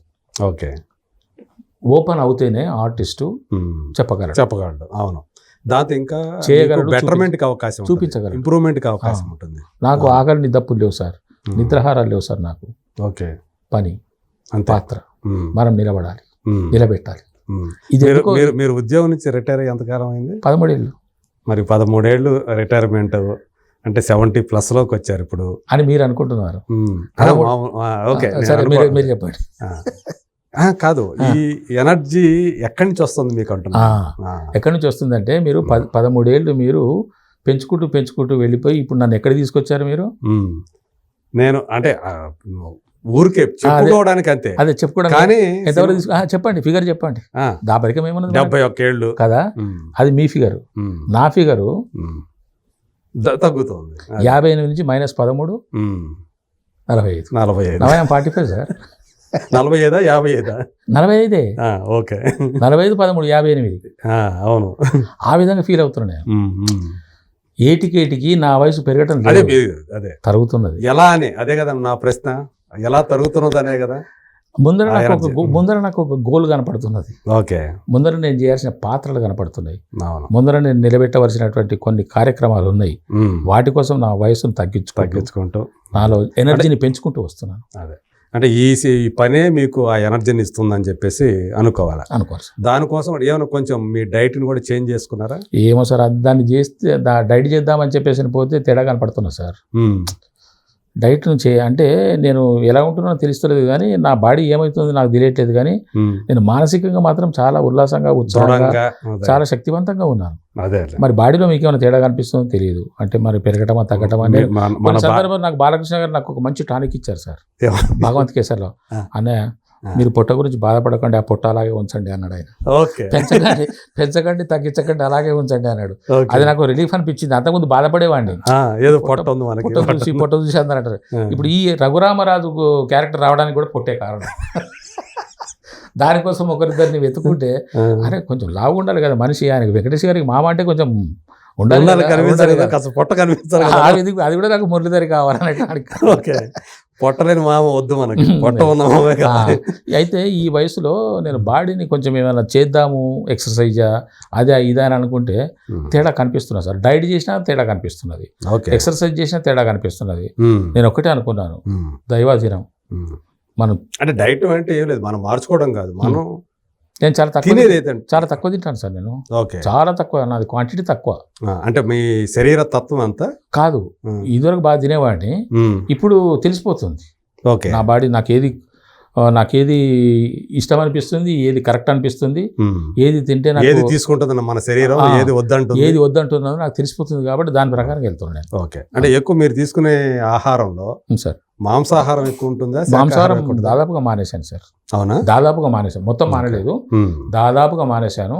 అకేషనల్లీ ఎప్పుడన్నా ఏదైనా అనిపిస్తే 1-2 ముక్కలు తింటానే తప్ప నేను ఇప్పుడు నా కళ్ళెదురుగా ఉన్నా కూడా నేను దాన్ని ముట్టుకోవట్లేదు. మనకి ఇష్టమైనప్పటికీ కూడా మన శరీరం చెప్పే దాన్ని ఈ రోజు కూడా సక్సెస్ఫుల్ మీట్ ఇది జరిగింది కదా, సక్సెస్ మీట్ జరిగింది కదా. అద్భుతమైన వంటకాలు అక్కడ ఉన్నాయి. శుభ్రంగా వైట్ రైస్, పప్పు వేసుకున్నాను, పెరుగు వేసుకున్నాను, తినొచ్చాను అంతే. సో అది మనకి శరీరం అది అనుకూలంగా ఏదైతే తీసుకుంటుందో ఎస్ సార్. అంటే మాంసాహారం అనేది మనకు తెలుసు, ఇంకోటి అది జీర్ణం కావడానికి చాలా టైం తీసుకుంటుంది. ఇంకోటి మీలాంటి మిత్రులు, నా శ్రేయోభిలాషులు, నాకు ఇస్తున్న సలహా ఏంటంటే ఆరోగ్యం జాగ్రత్త అని. అవును. ఆ ఆరోగ్యం జాగ్రత్త అనేది ఏమిటో నాకు అర్థం కాలేదు. మీరు ఎంత ఆరోగ్యం జాగ్రత్తగా చూసుకుంటే సార్ మేము అంతగా మిమ్మల్ని ఎక్కువ కాలం సినిమాలో చూసుకోగలుగుతాం. రకరకాల పాత్రల్ని మిమ్మల్ని చూసి మేము ఆనందిస్తాం. అందుకే నేను అనే కదా ఆరోగ్యపరంగా నేను కొంచెం జాగ్రత్త పడుతున్నాను సార్. అదే నేను మొదటి నుంచి కూడా నా శరీరాన్ని నేను కొంచెం పవిత్రంగానే చూసుకుంటాను. ఎస్ సార్, నా శరీరాన్ని నేను పవిత్రంగా చూసుకోవాలి. ఇప్పుడు ఒక 5 సూత్రాలు ఉన్నాయి సార్. శరీరాన్ని మించిన క్షేత్రం లేదు, అవును, మనసును మించిన తీర్థం లేదు, అనుభవాన్ని మించిన పాఠం లేదు, జీవితాన్ని మించిన గ్రంథం లేదు, ఓకే, ఇంకొకటి ఏదో ఉన్నది. ఇవి 5 ఎప్పుడు నాకు మనసులో తిరుగుతుంటాయి. ఓకే, 5 సూత్రాలు. సో అవి ఎప్పుడు మనసులో పెట్టుకొని నేను దాదాపుగా నా శరీరాన్ని దాదాపుగా సార్ 100కు ఒక 90% నేను దాన్ని ఏమాత్రం డిస్టర్బెన్స్ కాకుండా చూసుకుంటాను. ఓకే, సో అందుకనే మీరు ఇలా కొంచెం ఉన్నానేమో ఉల్లాసంగా ఉత్తేజంగా ఉండగలుగుతున్నారు. సో ఈ మీరు చేసేటువంటి పాత్రలు అవి అంటే ఇట్లో కూడా కొన్ని ఒక్కోసారి మనసుకు చివుక్కుమనిపించేవి కూడా జరుగుతుంటాయి కదా. జరుగుతుంటాయి సార్. కొంతమంది డెబ్యూ డైరెక్టర్స్ అని వస్తుంటారు. అంటే ఎవరిని ఉద్దేశించి చెప్పడం కాదు కానీ డెబ్యూ డైరెక్టర్స్ అని వస్తుంటారు. వచ్చేసి మనం ఎవరి పేరు చెప్పను. అదే కొంతమంది సార్ మొట్టమొదటి సినిమా సార్, మీరు ఎంకరేజ్ చేయండి సార్, మీరు మీ ఫ్యామిలీలో ఒక మెంబర్ అనుకోండి, నన్ను మీ కొడుకు అనుకోండి అంటారు. వస్తారు, బతిమిలాడతారు, చేస్తారు. తీరా చేసి అంత కథ ఒకటి చెప్తారు, బాగానే ఉంటుందని అనిపిస్తుంది. నా క్యారెక్టర్ ఏంటో చెప్తారు, బాగానే ఉంటుంది అనిపిస్తుంది. అక్కడికి పోయిన తర్వాత మాత్రం చండాలంగా చేస్తున్నారు. వాళ్ళకి ఏం తెలియదు, చేయదు, వాళ్ళు ఏదో పట్టుకొని వచ్చేస్తారు, సినిమా తీద్దామని చెప్పేసి ముందుకు వస్తున్నారు. అటువంటి వాళ్ళతోనే ఇబ్బంది. ఎవరిని నమ్మాలో ఎవరిని నమ్మకూడదు తెలుస్తుంది. ఆ డెబ్యూట్ అనవసరంగా నిర్మాతను కూడా మరి ఆ నిర్మాత వీళ్ళంటే నమ్ముతున్నాడు అర్థం కాదు. కొంతమంది అట్లా తగులుతున్నారు నాకు. అందుకే ఈ మధ్య ఒక నిర్ణయం తీసుకున్నాను సార్, ఎవరేమనుకున్నారు. ఇంతకుముందు నేను వాళ్ళని ఎంకరేజ్ చేసేవాడిని. అట్లా నేను కొన్ని తెలియని సినిమాలు కొన్ని బాగానే చేసిన, పైకి రాని బయటకు రాని, ఓకే, బయటకు రాని ఉన్నాయి. నేను ప్రతిరోజు బిజీగానే ఉన్నా, చాలా మంది తెలుసు ఈ సంగతి. కానీ ఏది మురళీధర్ సినిమా ఏది ఒకటి కూడా రావట్లేదంటే కారణం ఇదే అని చేస్తున్నారు. కానీ అవి బయటికి రావు, మురిగిపోయేవి తెలుసు నాకు. అవి మీరు అక్కడికి వెళ్తేనే సెట్స్కి వెళ్తేనే అర్థమైపోతుంది, తెలిసిపోతుంది సార్ నాకు. నేను అనుకున్నది ఒకటే, నాకు ఈ రోజు పని దొరుకుతున్నది, నేను అడిగిన డబ్బులు ఇస్తున్నాడు, చేసుకొని పోదాము, కర్మ బాంది, నష్టపోతున్నది వాడు కదా అని అనుకుంటున్నాను. అట్లా కాకుండా ఒక కాంక్రీట్గా ఒక మంచి సబ్జెక్ట్ తీసుకొని ఒక బాగా లేదు సార్. కొంతమంది లోపల ఏదో పేడబట్టుకుని ఏదో పట్టుకుంటున్నారు, ప్రొడ్యూసర్ని అట్లాగా కన్విన్స్ చేస్తున్నారు. లేరు, వాళ్ళ లోపల ఒక దీక్ష లేదు, అవును, ఒక లక్ష్యం లేదు, తపన లేదు, ఆ సినిమా పట్ల తపన ఉంటేనే, ఓపిక లేదు, ఇవేమీ లేకుండా వచ్చేస్తున్నారు. మనం ఎవరిని విమర్శించడం కాదు, వాస్తవాలు మాట్లాడుకుంటున్నాం. నేను మాట్లాడద్దు. నిర్మాతలు కూడా అటువంటి వాళ్ళని దగ్గరకు వచ్చే వాళ్ళని చూసుకొని జాగ్రత్తగా చూస్ చేసుకొని ఇప్పుడు ఈ ఇంటర్వ్యూ ద్వారా కూడా కొంతమంది తెలియాలి సార్. ఇప్పుడు మానేశాను సార్. డెబ్యూ డైరెక్టర్స్ అని అంటే వాళ్ళకు మంచి ఈ ఎత్తులో కనిపిస్తున్నాను నేను. ఇక బాబు నేను ఇక్కడ ఈ ఎత్తులో ఉన్నాను, నీ ఇష్టమైతే రా అంటున్నాను. వాడి లోపల అతని లోపల బలమైన కథ ఉంటే అంత కాదు, అంతైనా సరే నాకు అతను కావాలి, నా సినిమా ఏంటో చూపిస్తాను అనుకునే వాళ్ళు అయితేనే నా దగ్గరికి వస్తారు. మీకు వచ్చి మీ దగ్గర మీతో మాట్లాడేప్పుడే మీకు కొంత అర్థమైపోతుంది కదా, ఇతను ఉందా, స్టఫ్ ఉందా లేదా తెలిసిపోతుంది. అప్పుడు బాగా చెప్తారు సార్, అప్పుడు బాగానే చెప్తారు, బాగా నేరేషన్ చేస్తారు, నమ్మకం కలిగిస్తారు. అప్పుడే నమ్మకం కలిగిస్తారు. సరే అని చెప్పేసి తీరా అక్కడికి వెళ్ళిన తర్వాత ఫ్రేమ్ పెట్టడం రాదు, ఏమీ రాదు చేస్తానంటాడు. ఇప్పుడు ఏమైతుంది మనకు అని అంటే, అక్కడికి వెళ్ళిన తర్వాత ఒక డైరెక్టర్ అనబడేవాడు అతని ఇష్టం. అవును, మనకేంటి, మనం ఒప్పుకున్నాం, అతను చెప్పింది చేయటమే మన పని కదా అనుకోవాల్సి వస్తుంది. పెద్ద సినిమాలకు చిన్న సినిమాలకు కొత్త తేడా ఉన్నది సార్. ఇప్పుడు అదే మా వేణున్నాడు, వెళ్దండి వేణు, అతని మొదటి సినిమానే కావచ్చు, కానీ అతను ఎంతో అపారమైన అనుభవం ఉన్నవాడు. అతని తపన ఎట్లా ఉండింది, అతను చేసే విధానం ఏ విధంగా ఉన్నది. మరి అట్లా ఇంకా ఈ వచ్చే వాళ్ళలో కూడా ఉంటే ఉండొచ్చు ఇంకొక వేణు, అది గుర్తుపట్టడం కష్టం. అందుకనే ఒప్పుకుంటున్నాము. చెట్టుకు పోయిన తర్వాత తెలుస్తున్నది వీడు వేణు కాదురా, జీరో అని. అదే ఇది కూడా అంటే మనం చెప్పలేం కదా, ఎక్కడో మనకు ఒకటి ఉంటుంది. మనం ఏ పుట్టలో ఏ పాపనో తెలియదు సార్. అవును, ఏ పుట్టలో ఏ పాపనో తెలియదు. ఒక్కొక్క ఇటువంటి డెబ్యూ డైరెక్టర్స్ దగ్గర కొంతమంది అసోసియేట్లు అని, కో డైరెక్టర్లు అని, అసిస్టెంట్ అని తేలుతారు. దాంట్లో ఒకటి షార్ప్గా ఉంటాడు సార్, వాడు వస్తాడు, అతను వస్తాడు. మీకేమనిపిస్తున్నా సార్? ఎందుకో సార్ నాకు కరెక్ట్ అనిపించట్లేదు. అటువంటి వాడు. అవును, కానీ వాడు అసిస్టెంట్, వాడు ఏం చేయలేడు. అతను అసిస్టెంట్, అతను ఏం చేయలేడు. రేపు పొద్దున అలాంటి వాళ్ళే కాస్త వస్తే అవకాశాలు దొరికితే మంచి డైరెక్టర్ అటువంటి ఇద్దరు ముగ్గురు నాకు తగిలారు. ఆ షార్ప్ రేపు డైరెక్టర్ కాబోతున్నారు. ఓకే, వాళ్ళు మంచి కథ రాసుకున్న వాళ్ళు ఇప్పటి నుంచే నన్ను కాకాపడుతున్నారు. నేను ఎప్పటికే నువ్వు చేసుకో అని నా మనసులో అనుకుంటున్నా. పాపం వాళ్ళకి తెలుసు. వాళ్ళు ఇప్పటికీ ఇప్పుడు కొన్ని సినిమాల్లో నాకు తగులుతున్నారు సార్. చిన్న సినిమాల్లో మంచి కథ రాసుకొని మంచి డైరెక్షన్ చేయాలి. నేను ఎప్పటికీ ఉన్నటువంటి వాళ్ళు తగులుతున్నారు. వాళ్ళని ఎంకరేజ్ చేద్దాం. ఓకే, అట్లా ఏది మరి కమింగ్ డేస్లో ఏం రాబోతున్నాయి? మీ సినిమాలు ఏమైనా ఉన్నాయా? ఉన్నాయి సార్. ఇప్పుడు 5 సినిమాలు రిలీజ్కి ఉన్నాయి. 5 సినిమాలు. దాంట్లో ఒక సినిమా మీకు డేట్ చెప్పగలను. ఫిబ్రవరి 20 వస్తున్నది. Mad square. అది మాకు అందరికి తెలిసిందే కదా, ఫిబ్రవరి 26 వస్తుందని. తెలుసా మీకు? తెలుసు, చెప్పారా? ఫిబ్రవరి అదొకటి. ఇంకోటి ఇప్పుడు 4 సినిమాలు ఉన్నాయి సార్. ఒకటి బరాబర్ ప్రేమిస్తాను ఒక సినిమా, ఓకే, పెళ్లిగాని ప్రసాద్ అని ఒక సినిమా, ఖేల్ ఖతం దర్వాజా బంద్ అని ఒక సినిమా, ఓకే, సంతాన ప్రాప్తి రస్తు ఒక సినిమా, okay, KJQ king jack queen okay అని ఒక. ఈ సినిమాలన్నీ రెడీ అయ్యి రిలీజ్కు సిద్ధంగా ఉన్నాయి. ఓకే, పెళ్లిగాని ప్రసాద్ ఎవరు? అతను ఎవరు? మన సప్తగిరి హీరో సప్తగిరి. ఓకే, అది సప్తగిరి మళ్ళీ చాలా గ్యాప్ తర్వాత వస్తాను మా అమ్మ రాబోతున్నాడా? నా కొడుకు క్యారెక్టర్ అది. ఆ సినిమా కూడా కామెడీగా బాగుంటుంది. ఇవన్నిటిలో ఇప్పుడు నేను చెప్పిన ఈ 5-6 సినిమాల్లో నా పాత్రలు మంచి పాత్రలు. వీటన్నిటిలో సంతాన ప్రాప్తి వస్తున్న సినిమా ఉందో అది బాగా మధుర శ్రీధర్ రెడ్డి గారు తీస్తున్నారు సార్. దాంట్లో మంచి క్యారెక్టర్ అది. Director, producer. డైరెక్టర్ వచ్చి సంజీవ్ రెడ్డి గారు. ఓకే, అదొక ఆ సినిమాలో నాకు మంచి character. Father, heroine father character చాలా బాగుంటుంది. తర్వాత కింగ్ జాకీ క్వీన్, అది చాలా ఇంట్రెస్టింగ్ గా ఉంది. అది KJQ. అదే ఈ సినిమా పేక ముక్కల్లో ఉన్నటువంటి ఈ సినిమా దసరా నిర్మించిన శేఖర్ గారు తీస్తున్నారు. ఓకే, సినిమా అయిపోయింది. సినిమా అయిపోయింది. That is also ready to release. Okay, అది కూడా రిలీజ్ రెడీగా ఉన్నది. తర్వాత మ్యాడ్ స్క్వేర్ లో ఏం చేశారు? వాడే మొన్నడుగా నా లడ్డుగాడు కొడుకు, లడ్డుగాని ఫాదర్నే. కాకపోతే దీంట్లో క్యారెక్టర్ పెంచారు బాగా. పెంచారు. అప్పుడేమో 1-2 సీన్లతోనే ఆ సినిమా అదిరిపోయింది. ఆ 2 సీన్లకే నాకు మంచి పేరు వచ్చింది దాంట్లో. ఇప్పుడు దాన్ని ఆ క్యారెక్టర్ పెంచారు. ఓకే, ఒప్పుకున్నారా? సంతకాలు చేశారా? మళ్ళీ ఎన్ని సినిమాలు? 3 సినిమాలు సార్. 3 సినిమాలు ఒప్పుకున్నారు. 3 సినిమాలు ఒప్పుకున్నాను. రేపు ఫిబ్రవరిలో స్టార్ట్ అవుతుంది. ఓకే, అప్పుడు దాకా కొద్దిగా రిలాక్స్ అయ్యి. స్కంద వాహన వాళ్ళది ఒకటి, ఇంకోటి గోపాలరెడ్డి గారు కూడా స్కంద వాహన, ఓకే, అదొకటి. ఇంకో 2 సినిమాలు. ఓకే, మన వీరభద్రం గారు కూడా ఒక సినిమా తీస్తున్నారు. ఓకే, పూలరంగడి తీసిన వీరభద్రం చౌదరి గారు, ఆయన సినిమా కూడా ఒకటి ఉంది, ఇంకొకటి ఉంది. మొత్తం 3 సినిమాలు ఫిబ్రవరిలో స్టార్ట్ అవుతాయి. సో బాగుంది. ఇప్పుడైతే నా జర్నీ 1/1 సినిమాలు వస్తున్నాయి సార్. ఈ మధ్యలో ఏవి లేకపోతే చిన్న చేసుకుంటున్నా. అదే సో ఇప్పుడు అంతా ఫ్యామిలీ తోటి అంటే ఇంత బిజీ అవుతున్నప్పుడు, అంటే ఈ వయసులో మనం బిజీ అవుతున్నప్పుడు ఫ్యామిలీకి కొంచెం అవుట్డోర్కి వెళ్ళినప్పుడల్లా ఫ్యామిలీ కొంచెం దూరం అవుతామని అట్లా ఏమి? నాకు ఎందుకో నేను మొదటి నుంచి కూడా నేను కొంచెం లోన్లీగానే ఎక్కుంటాను సార్. అవునా? లోన్లీగా ఎక్కుంటాను. ఈవెన్ ఆఫీస్లో ఉన్నప్పుడు కూడా ఒంటరిగా ఉండటానికి ఇష్టపడతారా? ఒంటరిగా ఉండడానికి ఇష్టపడతాను. ఒంటరి వాడిని నేను ఫీల్డ్లో ఉంటాను. ఓకే, అది ఎందుకో నాకు మొదటి నుంచి కూడా ఉన్నది. అందరిలో ఉన్న ఒంటరి వాడిని అనే ఫీల్. ఐఆమ్ అలోన్ అనుకోవటం వల్లనే నేను అన్ని పనులు నేనే స్వయంగా చేసుకుంటాను. దాదాపుగా నా పనులు నేనే స్వయంగా చేసుకుంటాను. ఓకే, ఆధారపడి ఉండే చాలా తక్కువ. ఓకే, సో అట్లా మరి మీ పిల్లలు అది ఏంటి? ఎవరి జీవితం వాళ్ళది. మీ పని మీరు చేసుకోండి అనేసారు. 3 మనవాళ్ళు, 1 మనవరాలు. మనం పెద్ద మనవాడు బీటెక్ చేస్తున్నాడు, 2వ మనవాడు ఇంటర్మీడియట్ ఫస్ట్ ఇయర్, 3వ మనవాడు 10th క్లాసు, అమ్మాయి 7th క్లాసు. ఎవరి జీవితం వాళ్ళు. 2 మగ పిల్లలు సార్. అయిపోయినాయి. All are happy, I am happy. ఇప్పుడు మీరు అంటే మీకు టైం దొరికినప్పుడల్లా ఆ పిల్లలతో గడుపుతుంటారా లేకపోతే? సార్, పిల్లలు ఎక్కడ సార్, ఎవరింట్లో వాళ్ళు ఉంటారు. వాళ్ళు వేరే చోట ఉంటారు. ఓకే, మేము ఇద్దరమే ఉంటాం అంతే. మీరు సహధర్మచారిని మాత్రం అంతే. పండగలకి రావటము. మరి ఆమెకి ఎట్లా అండి? మీరు ఇట్లా వెళ్తా ఉంటారు? ఆమె కూడా అలవాటే సార్.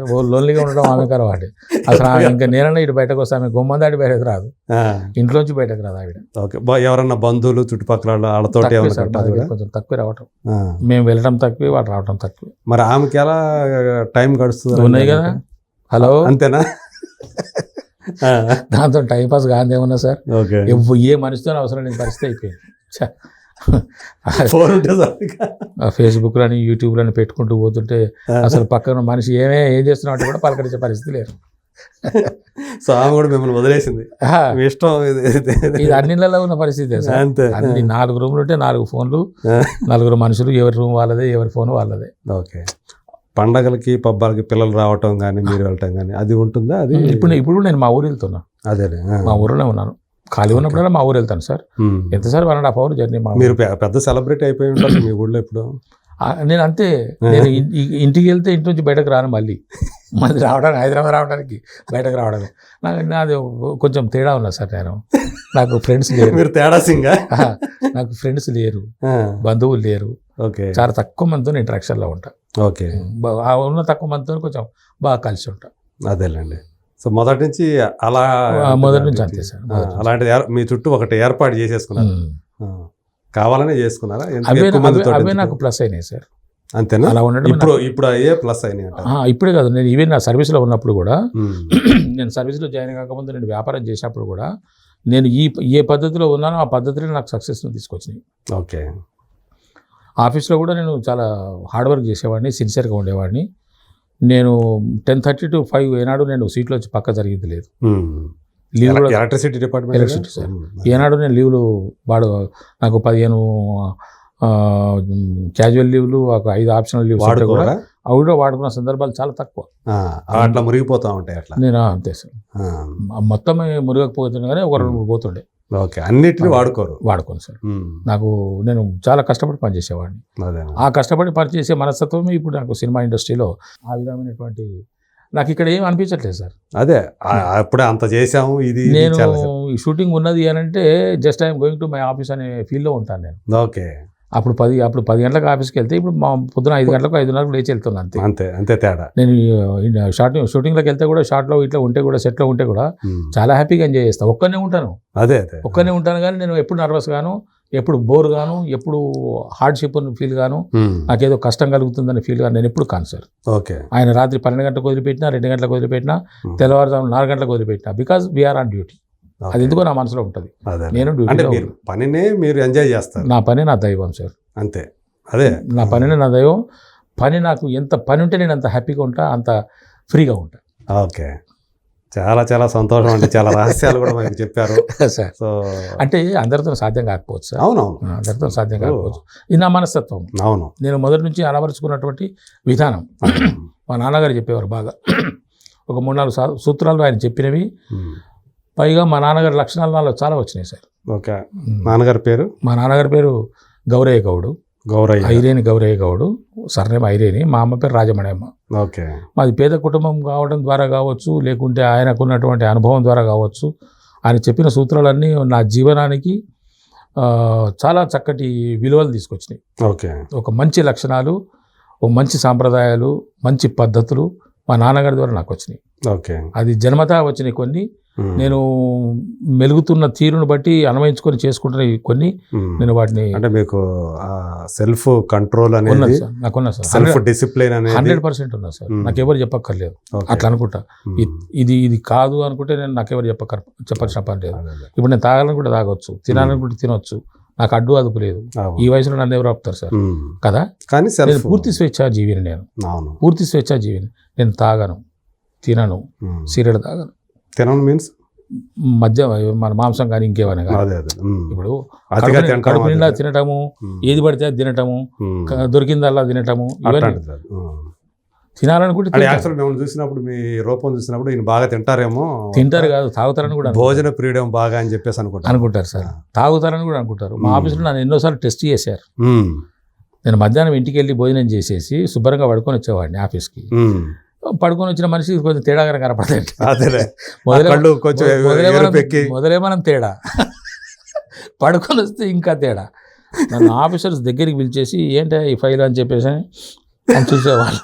తాగి వచ్చాడు వీడియో అంటే నా మీద కంప్లైంట్స్ కూడా ఉండేవి చాలా ఆఫీస్లో. గిట్టని వాళ్ళు నా మీద ఎక్కువ చాలా కంప్లైంట్స్ చేసేవారు. అతను ఇలాగా సార్ అని.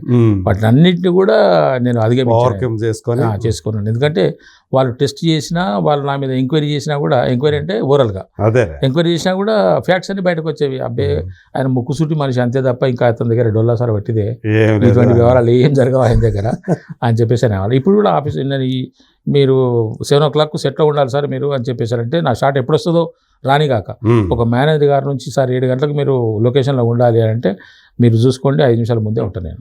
ఓకే, నా అసిస్టెంట్ వచ్చినా రాకున్నా, నా డ్రైవర్ వచ్చినా రాకున్నా, నా తిప్పరు నేను ఆ విధంగా అంత సీరియస్గా వెళ్తాను నేను. అంటే మీకోసం మామూలుగా వాళ్ళకి కంపెనీ బండి వస్తుంది కదా, అంటే ఒక్కోసారి నా ఓన్గా వెళ్ళినా కూడా, ఓకే కంపెనీ బండి వచ్చినా కూడా నేను అతను కంపెనీ బండి నాకు 6:30కి ఇంటికి రావాలి అంటే 6:30కి రాకపోతే 6:32కు మేనేజర్ కాల్ చేస్తారు, సార్ బండి రాలేదు. ఎందుకంటే నా తప్పులేదు అక్కడ. అవును, అది చెప్పాలి. నేను రెడీగా ఉన్నాను సార్, మరి బండి రాలేదు. ఏ కారణం కంప్లైంట్ కాదు ఇది, మరి అతను ఏ కారణం చేతనో రాలేదు. ఫస్ట్ ఆఫ్ ఆల్ నేను డ్రైవర్కే ఫోన్ చేస్తాను, ఎందుకంటే ఆ డ్రైవర్ నాకు కాంటాక్ట్లో ఉంటాడు. సార్ రేపు ఎన్ని గంటలకు రమ్మంటారు సార్ అంటే నేను చెప్తాను పలానా టైం కానీ. అతను రాకపోతే ఫస్ట్ ఆయనకు కాల్ చేస్తాను నేను. ఆయన కాల్ చేసిన ఆయన నాకు చెప్పిన రీజన్ వ్యాలిడ్గా ఉంటే ఓకే, వ్యాలిడ్గా లేకుంటే నేను అక్కడ ఉన్నా ఇక్కడ ఉన్నానంటే మేనేజర్ చెప్తా, సార్ నేను రెడీగా ఉన్నాను, కార్ రాలేదు. ఒక్కోసారి నా కార్ నేను వెళ్ళిపోతాను. అది ఇన్ఫర్మేషన్ ఇవ్వాలి కాబట్టి నేను రెడీగా ఉన్నాను, లేట్ అయితే అది నా తప్పు అని చెప్పడం కోసమే. అదే అంతే సార్. సో ఇప్పుడు ఎప్పుడైనా మీరు క్యారవాన్ యూజ్ చేశారా? ఇప్పుడు క్యారవాన్ ఇస్తారు నాకు. క్యారవాన్ యాక్టర్ అయిపోయారు మీరు, క్యారవాన్ ఆర్టిస్ట్ అయిపోయారు. టిల్లుతోనే. అవునా? ఎప్పుడో సార్ టిల్లుతోనే. టిల్లు స్క్వేర్ అంటున్నారా లేకపోతే డీజే మొదటి సినిమాతో? అప్పటి నుంచి మీకు ఒకరోజు ఒక విషయం చెప్తాను మీకు, అంటే ఇండివిజువల్ గానే సపరేట్ గా. Okay, very good. మనకు అలవాట్లేదు కదా కార్వానం, ఎప్పుడు ఎక్కుతాం కార్వానం అనుకునేవాడిని. కొన్ని మీరు చూస్తూ ఉంటారు మీ కళ్ళ ముందు కొన్ని షూటింగ్లో పోతుంటే లొకేషన్కి వెళ్ళిపోతుంటే కార్వాన్లు ఉంటుండే, పైన పేరు రాసి ఉంటుండే. అసలు ఏముంటుంది లోపల, అసలు ఏంటిది క్యారవాన్లో ఏముంటుంది లోపల, లోపలికి ఏం చేస్తాడు ఇలా, పైన కూడా బయట కూడా కూర్చుంటుండే. ఎప్పుడన్నా అక్కడికి పోయి ఆ ఫోర్ చూస్తుంటే అంటుండేవాడు, అరే పేరన్నా చూడండి ఎవరా బాబు నువ్వు లోపల ఏమో తెలుసుకోవాలంటే మనకు కాదు, ఇటువంటి పరిస్థితిలో తరుణ్ భాస్కర్ ఒకసారి నాకు, తరుణ్ భాస్కర్ అంట, భాస్కర్ గారు అనను, భాస్కర్ గారు అంటే దూరం అయిపోతాడు. తరుణ్ భాస్కర్ను ఒక దేనికోసం సార్, ఒక యాడ్ ఫిలిం కోసం పిలిచాడు నన్ను, పేటిఎం యాడ్ ఫిలిం కోసం పిలిచాడు. ఓకే, అంటే కొంతమంది చూడండి సార్, నాతో ఇంటరాక్షన్ అయిన వాళ్ళు ఫస్ట్ టైం అయితే నన్ను కొనసాగిస్తారు. సీరియల్స్లో కూడా నేను చేసేటప్పుడు ఒక సీరియల్లో ఒక క్యారెక్టర్కి పిలిస్తే ఎంత సార్, ఒక సీను, ఒకటి సీన్ మనం చేసింది, ఒక లాయరు, ఒక డాక్టరు, ఒక పోలీస్ ఆఫీసరు, ఒక ముగ్గురు పెద్ద మనిషి, ఒక తండ్రి వస్తే ఒక 2 డైలాగులు చెప్పాలి, వెళ్ళిపోవాలి, ఇక మళ్ళీ మనం కనపడం. కానీ ఆ డైరెక్టర్ నన్ను ఒక 4-5 వేషాలు వేయించేవాడు, 1 month గ్యాప్ ఇచ్చి. సీరియల్స్లో మారుతుంటాయి కదా, ఎప్పటికప్పుడు వస్తుంటాడు, పాత్రలు ఉంటాయి కానీ మేనేజర్ ఫోన్ చేసి, సార్ రేపు ఏమిటి సార్ పరిస్థితి అంటే, ఖాళీగా ఉన్నాం మనం, సార్ రేపు క్యారెక్టర్ ఉంది రండి.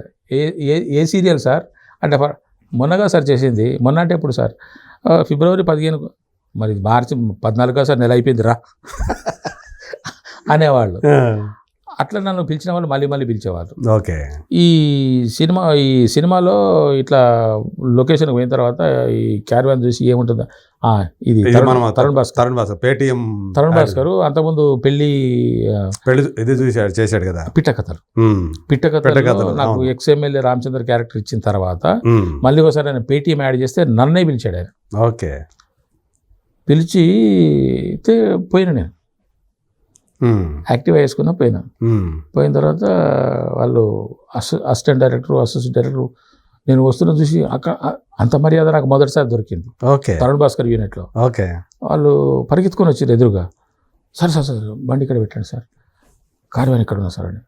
కార్వానా ఎక్కడ యాక్టివ్ ఎక్కడ కార్వాన్ నాకా అనుకున్నా, బయటపడలేదు సార్ అని చెప్పేసి ఉందాక పోయిన వాళ్ళతో పోతే ఎమోషన్స్ బయట పెట్టకుండా డోర్ తీసి లోపలికి పోమానంటే, సార్ నిజంగా చెప్తున్నా కాల్లోనికి నేను ఫస్ట్ టైం కార్వాన్ నాకా అనుకున్నాను సార్. లోపలికి పోయి డోర్ వేసారు వాళ్ళు, చూసి అప్పుడు చూసిన కార్వాన్లో ఏముంటుంది, ఒక ఇల్లు లాగానే ఉంది, ఒక బెడ్ అంతే అటువంటి ఒక టాయిలెట్ అటువంటిది. టిల్లు తర్వాత ఇట్లా అయింది కదా సార్, టిల్లు సక్సెస్ అయిన తర్వాత నాకు వావులో వీళ్ళు పిలిచారు, సాయి కుమార్ గారు హోస్ట్ చేసేది. ఆఫీస్ నుంచి ఫోన్ వచ్చి, సార్ నేను ఇట్లా మేనేజర్ని మాట్లాడుతున్నాను సార్, వావు ప్రోగ్రామ్కి రాడు సార్. వావుకు నేనా అంటే ఇవన్నీ నా మనసులో భావాలు అదే చెప్తాను చెప్ప వావుకు నేనా అంటే సాయి కుమార్ గారి దాంట్లో 4 ఉంటారు, దాంట్లో నేను ఒకటే అనుకున్నాను. అనుకొని ఏంటి సార్ వావ్ అన్నాను. అదే సార్ వావుకి ఒక పార్టిసిపెంట్గా మిమ్మల్ని పిలుస్తున్నాను సార్ అన్నాను. ఇంకెవరు ఉన్నారు అని అడిగిన. ఆయన తోటపల్లి మధు, ఇంకో 2 లేడీస్ పేరు చెప్పాడు. తోటపల్లి మధు గారు, మీరు, ఇంకో 2 లేడీస్ పేరు చెప్పారు. ఓహో, అయితే మనము వావుకు ఒక గుర్తింపు వచ్చినట్టున్నది. ఆ ప్రోగ్రామ్ ఏమంటారు సార్, రియాలిటీ ప్రోగ్రామ్ అంటారు ఏమంటారు, అంతే ఒక షో గేమ్ షో ఒక గేమ్ షోకి మనల్ని ఇన్వైట్ చేస్తున్నారు, అక్కడ దాకా తీసుకెళ్ళినట్టున్నారు మనల్ని అని అనుకున్నాను సార్. అనుకొని వెళ్ళాను. ఎక్కడది సారథిలో, పలానా రోజు షూటింగ్ సార్, మీరు పలానా టైంకి రమ్మన్నారు. సరే అని చెప్పేసిన యాక్టివ్గా తీసుకొని పోయాను. బండి మనం సారథిలో నాకు ఎక్కడ పార్క్ చేయాలని తెలుసు.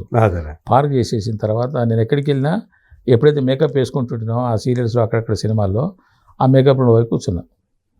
దీంట్లోకి ఎవరు రాకుంటే బాగుంటుండే, ఈ రూమ్ నాకే ఇస్తే బాగుంటుండే అని నేను అనుకుంటున్నా. పోయి మేకప్ రూమ్లో మేకప్ సీట్లో కూర్చున్నా. మేకప్ వాడు వచ్చాడు, చాలా మర్యాదగా వచ్చాడు. మేకప్ అతను వచ్చేసాడు, మేకప్ వేసేసాడు. మేకప్ వేసేసిన తర్వాత కాస్ట్యూమర్ వచ్చాడు, ఆయన కాస్ట్యూమ్ తీసుకొచ్చి ఇచ్చాడు.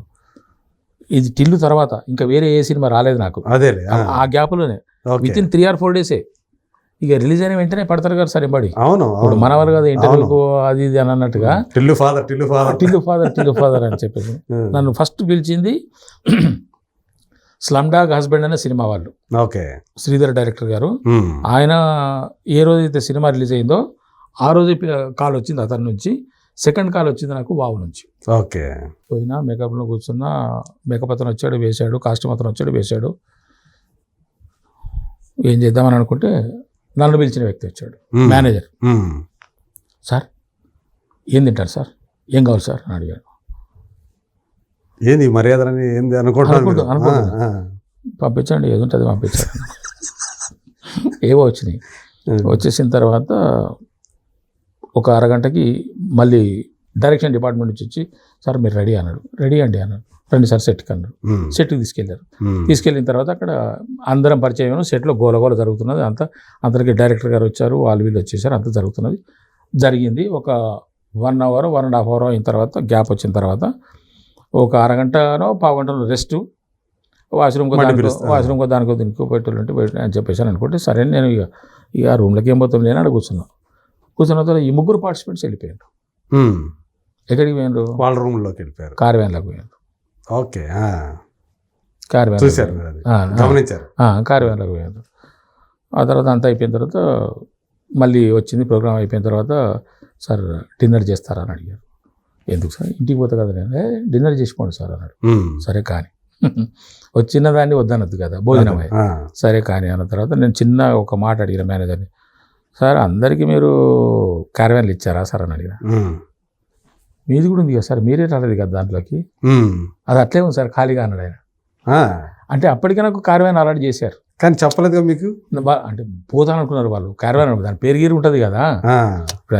మురళీధర్ గారు కార్లో రావడము, అక్కడికి రావడము, రాగానే క్యారవాన్ చూసుకుంటారు, ఎవరి క్యారవాన్లకు వాళ్ళు వెళ్ళిపోతారు కదా అని వాళ్ళు అనుకున్నారు. ఇంకా అతను ఏమనుకున్నాడు అంటే అతనికి ఇష్టం లేదేమో ఇక్కడే కూర్చుంటాడేమో అని ఆయన అనుకున్నాడు. అట్లా నాకు తెలియదు, నాకు తెలియకుండానే క్యారవాన్ ఏర్పాటు జరిగిపోయింది. నేను వెళ్ళలేదు సార్. ఇంకా ఆ తర్వాత మామూలుగా సినిమా షూటింగ్లకు, ఆ తర్వాత సార్ షూటింగ్లకు ఏ షూటింగ్కి వెళ్ళినా కూడా వాళ్ళు నన్ను సార్ మీరు దీంట్లోకి వెళ్ళిపోవచ్చు సార్ అని, చిన్నదో పెద్దదో మొత్తానికి నాకు ఒక్కరికి సపరేట్గా ఇస్తున్నారు. సో మొత్తానికి అంటే ఏముంటుందో ఆ క్యారవాన్ అనుకునే స్టేజ్ నుంచి ఆ క్యారవాన్ ఎందుకు క్యారవాన్ ఇక్కడ కూర్చుందాంలే అని అనుకునే పరిస్థితి. నాకు బయట కూర్చోవడం ఇష్టం సార్, కానీ కొన్ని సందర్భాల్లో అక్కడ కూర్చుంటే ఒక మర్యాద ఉంటుంది. ఇప్పుడు సందర్భాన్ని బట్టి నాకు ప్రకృతిలో ఉండడం ఇష్టం. అవునా? ప్రకృతిలో ఉండడం, ఒక చెట్టు నీడలో ఉండడం, శుభ్రమైన పచ్చని చెట్ల మధ్యలో ఉండడము, స్వచ్ఛమైన గాలి పీల్చుకుంటూ ఉండడము, శుభ్రమైనటువంటి ఆకాశం కింద కూర్చోవడం, ఇవన్నీ నాకు ఇష్టం. కొన్ని సందర్భాల్లో అవి తేడా కొడుతున్నాయి. అక్కడ ఉండే మర్యాద ఇక్కడ ఉంటే లేదు. దానికోసం అని అక్కడికి పోవాల్సి వస్తుంది. కానీ మరి ఇది యాక్చువల్గా రాబోయే రోజుల్లో ఈ క్యారవాన్లో మరి పట్టణంత ప్లేస్ అయిపోద్దిగా. ప్లేస్ కావాలి క్యారవాన్లకు, మనుషులు పెరుగుతూ ఉంటారు, ఆర్టిస్టులు. ఎక్కడ అందరికి ఎక్కడ దొరుకుతాయి క్యారవాన్లు? అవును, చాలా స్పేస్ కావాల్సి వస్తుంది కదా. అంటే ఒకప్పుడు అంటే కొన్ని రూమ్లు అరేంజ్ చేస్తారు స్టూడియోలో. క్యారవాన్ మనం అన్నపూర్ణ స్టూడియో పోతే అద్భుతం అనిపిస్తుంది సార్. అక్కడ సిస్టమ్ క్యారవాన్ సిస్టమ్ లేదు, రూమ్లే మంచి రూమ్లు ఉంటాయి. అవును, అంతే కదా, ఫస్ట్ క్లాస్ రూమ్లు ఉంటాయి. సారథిలో కూడా ఒకటి ఉంటున్నాయి కానీ అట్లా అన్నపూర్ణ 7 acres లో చాలా హ్యాపీగా అనిపిస్తుంది. ఎంత పెద్ద స్టార్ కైనా సరే అక్కడ రూమే ఉంటుంది, రూమ్ ఉంటుంది, మంచి కంఫర్టబుల్గా ఉంటుంది, హాయిగా ఉంటుంది. అవును, నేను గమనించాను అక్కడ అంతా కూడా. ఒకప్పుడు క్యారవాన్ అనే సిస్టమ్ వచ్చినప్పుడు చాలా విమర్శలు వచ్చాయి. ఏంది క్యారవాన్ సిస్టమ్ అంటే అందరూ కూడా ఒక చోట కూర్చొని ఆర్టిస్టులు అందరూ కూడా కలివిడిగా మాట్లాడుకునే పరిస్థితి నుంచి కొంతమందిని అట్లా విడదీసి క్యారవాన్లను పెట్టేసి వాళ్ళేమో దర్జాలో ఒలకబోస్తూ వీళ్ళనేమో చిన్నచూపు చూస్తూ ఉంటారు, క్యారవాన్ లేని ఆర్టిస్టుల్ని అనేది ఇట్లాంటి చాలా వచ్చాయి. మేము అప్పుడు అంటే ఆంధ్రభూమిలో ఉన్నప్పుడు నేను ఈ ఆర్టికల్స్ కూడా రాసేవాళ్ళం. అంటే మనుషుల మనస్తత్వాలు కూడా కలవాలి సార్. ఒక 5-6 ఆర్టిస్టులు ఉన్నారు అని అంటే కలివిడిగా మాట్లాడుకునేవారు, నిష్కల్మషంగా మాట్లాడుకునేవారు, ఒకరికొకరు చెప్పుకోగలిగిన వాళ్ళు ఉంటే బాగుంటుంది. దాంట్లో ఒక విష పురుగు ఉన్నదనుకోండి, దాని ఎందుకు వచ్చిన గోల, మనం హాయిగా అక్కడ పోయి కూర్చుందాం పదా అని చెప్పి పక్కన దూరంగా పోయి కూర్చుంటేనేమో అదొక నిష్ఠూరం. అవును, ఏమిటా ఆయన అక్కడ పోయి సపరేట్ కూర్చున్నాడు కలవడైన మనుషుల్లో అంటారు, అంటే టెక్కు పెరిగింది ఇతను అని అంటారు. అతను ఏంటంటే ఎందుకు వచ్చింది, మనం ఏదో హాయిగా, నేనైతే ఒక పుస్తకం పట్టుకొని పోతా సార్, ఒక న్యూస్ పేపర్ పట్టుకొని వెళ్తా. నేను ఫోన్ చాలా తక్కువ వాడతాను, అది చూడటానికో చదవటానికో తప్ప ఇంకా చాలా తక్కువ వాడతాను. నేను న్యూస్ పేపర్ పట్టుకొని వెళ్తాను, ఒక బుక్ ఉంటుంది నా దగ్గర, నేను చాలా దూరంగా వెళ్ళి కూర్చుంటా. ఈ క్యారవాన్లో కూర్చోవడం నాకు ఇష్టం ఉండదు, కానీ తప్పదు, క్యారవాన్లో ఉంటేనే గౌరవం మర్యాద. అదే ఇప్పుడు ప్రస్తుతం ఉన్నటువంటి పరిస్థితుల దృష్ట్యా సో అక్కడ ఉంటే మన గౌరవం మనం ఉన్నట్టు ఉంటుంది చెప్పేసి ఈ రోజు మనం ఎందుకంటే నేను కూర్చుంటే రేపు అది ఎక్కువచ్చు, అంతేగా. అవును, ఆయనకి ఇష్టం ఉండదండి ఇక్కడ కూర్చుంటాడని అనుకోవచ్చు. అంటే మిగతా ఇప్పుడు మీరు సింగిల్గా ఉండటానికి ఎక్కువ ఇష్టపడతానన్నారు కదా, కానీ మీ తోటి నటీనటులు వీళ్ళందరూ ఉంటారు కదా, ఈ బలగంలో చేసినప్పుడు కానీ, టిల్లు చేసినప్పుడు కానీ, ఇప్పుడు ఈ సంక్రాంతి వస్తున్నప్పుడు ఎవరో కూడా ఇండస్ట్రీ పీపుల్ ఎవరైతే ఉంటారో మీ తోటి ఆర్టిస్టులో వాళ్ళతోటి ఎక్కువగా కొంచెం అనుబంధం లాంటిది, సాన్నిహిత్యం లాంటిది పెరగలేదా? లేదు సార్, ఎవరితో లేదు. ఓకే, అందరితో అలాగే ఆ దూరం అనేది పాటిస్తాం. ఈ రోజుకి నాకు ఎవరితో లేదు, ఒక్కరిద్దరు ఆర్టిస్టులు మాత్రమే జస్ట్ మాట్లాడుకుంటాం. షూటింగ్ లేనప్పుడు కూడా విడిగా ఉన్నప్పుడు ఓకే ఫోన్లో మాట్లాడుకుంటాము, అది కూడా 1 2 3 4 5 minutes అంతే. ఓకే, అంత పెద్దగా ఏముండదు. ఓకే, అంటే ఇది కూడా అంటే మీ మనస్తత్వానికి తగ్గట్టేనా ఇది? అంటే ఒకసారి ఇప్పుడు మనం ఎదుటి వాళ్ళతో మాట్లాడితే వాళ్ళు ఎలా రిసీవ్ చేసుకుంటారో తెలియదు.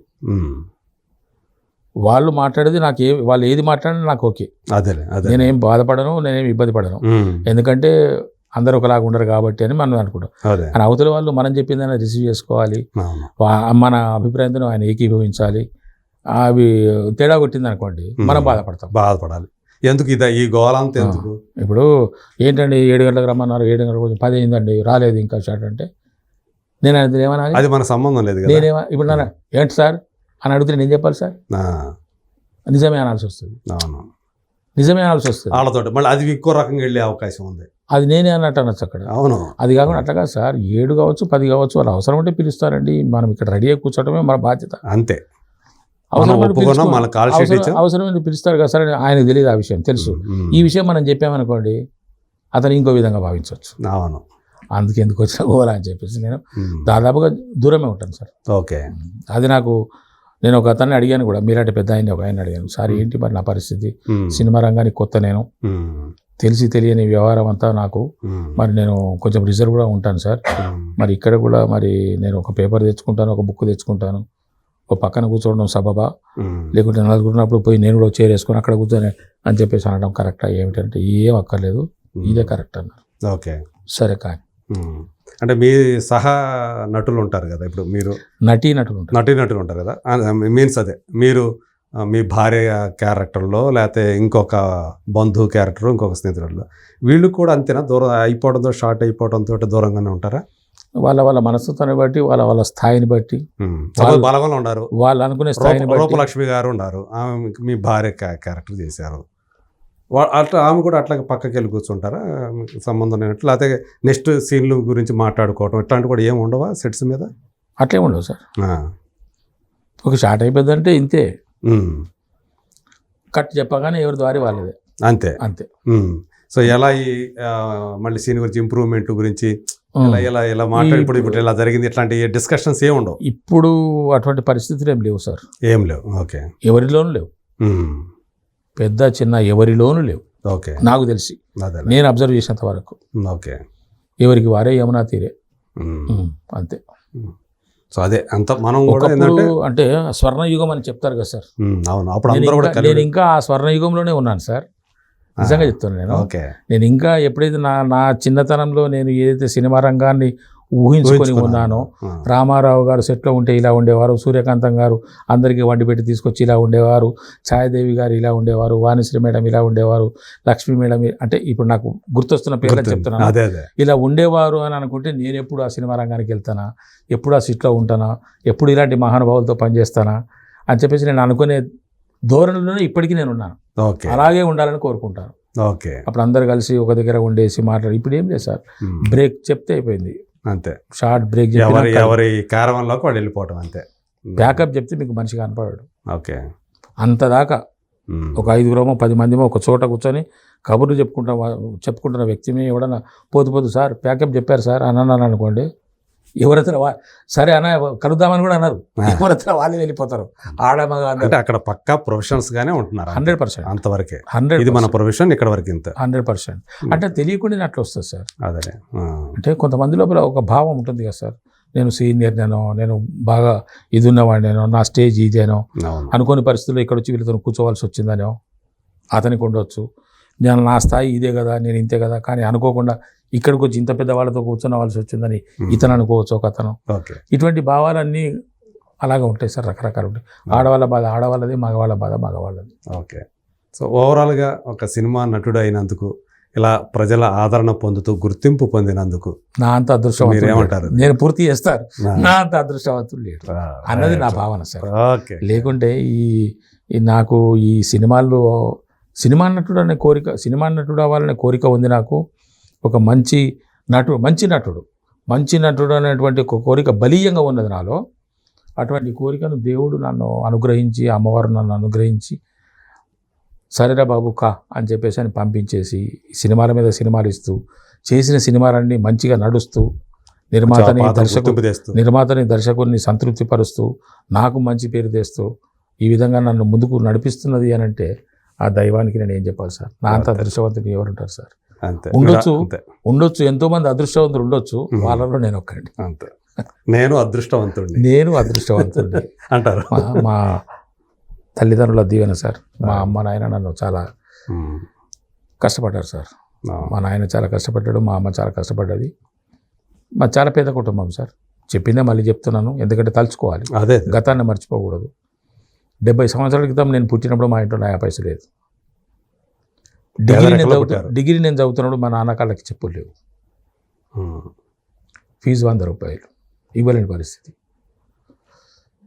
ఆయన ఈరోజు ఉంటే చాలా సంతోషపడేవాడు. అంతేగా. ఎందుకో మన ఆయనకు నా మీద నమ్మకం. వీడేది అవుతాడు అంటే, వీడు ఏది చేసిన అంటే, నేను చిన్నప్పటి నుంచి కూడా సార్ నాకు ప్రభుత్వ ఉద్యోగం వచ్చినప్పుడు ఆయన సంతోషపడి ఉంటాడు.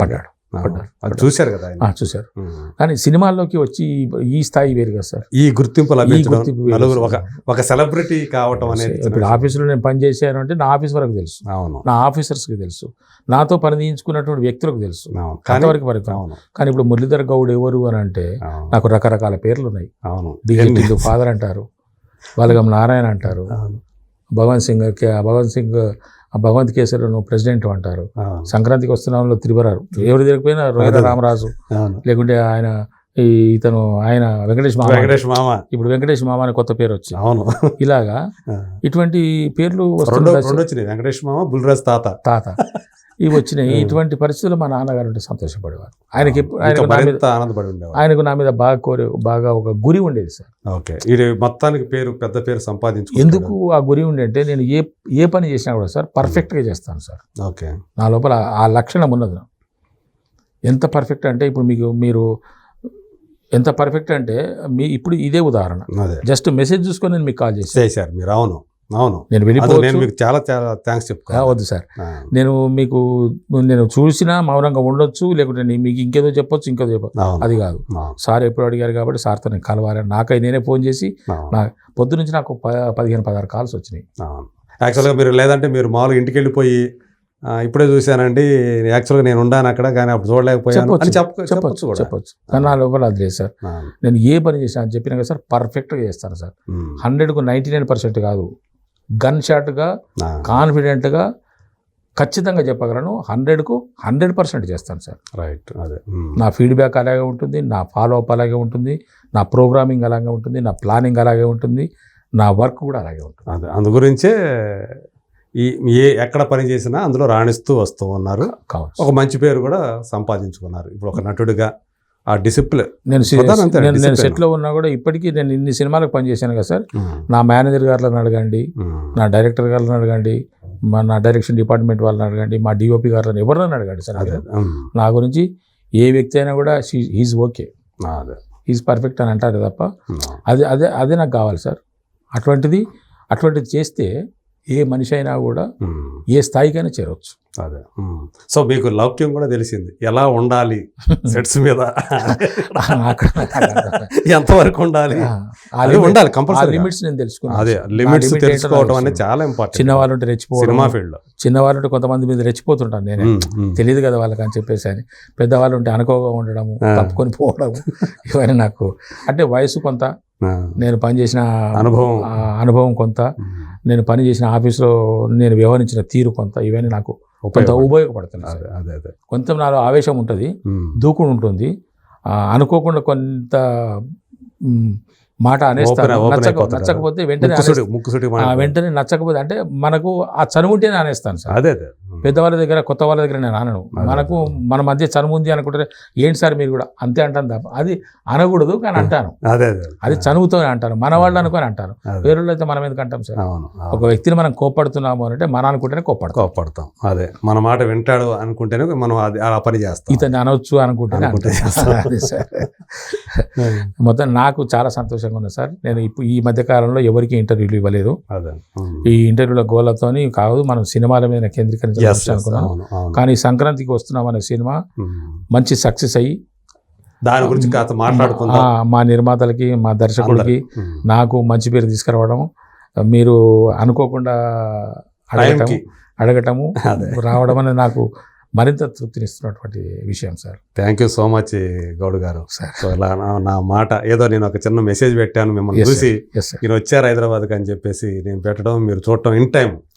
అదే మీరు 7 తర్వాత చూసినట్టయితే వెళ్ళిపోయావు, అప్పుడు బయలుదేరుతూ ఉండేవాళ్ళు, అయ్యేది కాదు. సో ఇన్ టైం కరెక్ట్గా చూసి నాకు మళ్ళీ వస్తున్నాం అని చెప్పేసి చెప్పడం చాలా హ్యాపీ. ఇలా రావటం ఇంతసేపు అవును సార్. నాకు ఈరోజు మనం కొంచెం ఎక్కువ టైం ఇదివరకు కంటే కూడా ఇప్పుడు ఎక్కువ కొంత అనవసరమైన సంభాషణ వచ్చిందేమో నాకు అనిపిస్తుంది. ఏం లేదు, అటువంటిది వస్తే కట్ చేయండి. ఎందుకంటే ఎవరైనా హర్ట్ అయ్యే పరిస్థితి ఉంటే ఎందుకంటే ఈ రోజుల్లో ఏమైంది సార్, ఒక మంచి మాట చెప్తే అంటే కాలం తెచ్చిన మార్పా, సమాజంలో వచ్చిన మార్పా, మనుషుల్లో వచ్చిన మార్పా తెలియదు. కానీ ఒక మంచి విషయం చెప్తే అర్థం చేసుకోకపోగా అపార్థం చేసుకుంటున్నారు, విమర్శిస్తున్నారు, అర్థం చేసుకోలేకపోతున్నారు సార్. అది కొంచెం బాధ కలుగుతున్నది. అందుకని మీరు కూడా లౌక్యంగా ఎవరి పేర్లు చెప్పలేదు, చెప్పే పరిస్థితి లేదు. అదే. Okay, thank you so much అండి. అందరికీ నమస్కారం. థ్యాంక్ యూ గౌడ్ గారు. సో మీరు ఇలాగే 10 కాలాల పాటు ఎంత ఆరోగ్యంగా ఉంటూ నవ్వుతూ ఇంకొక మీ ఇష్టం అంటే ఇక ఏంటంటే దాన్ని ఇన్ఫినిటీ అనమాట, అన్ని సినిమాలు చేయాలని మనస్ఫూర్తిగా కోరుకుంటూ థ్యాంక్ యూ సో మచ్. నమస్కారం.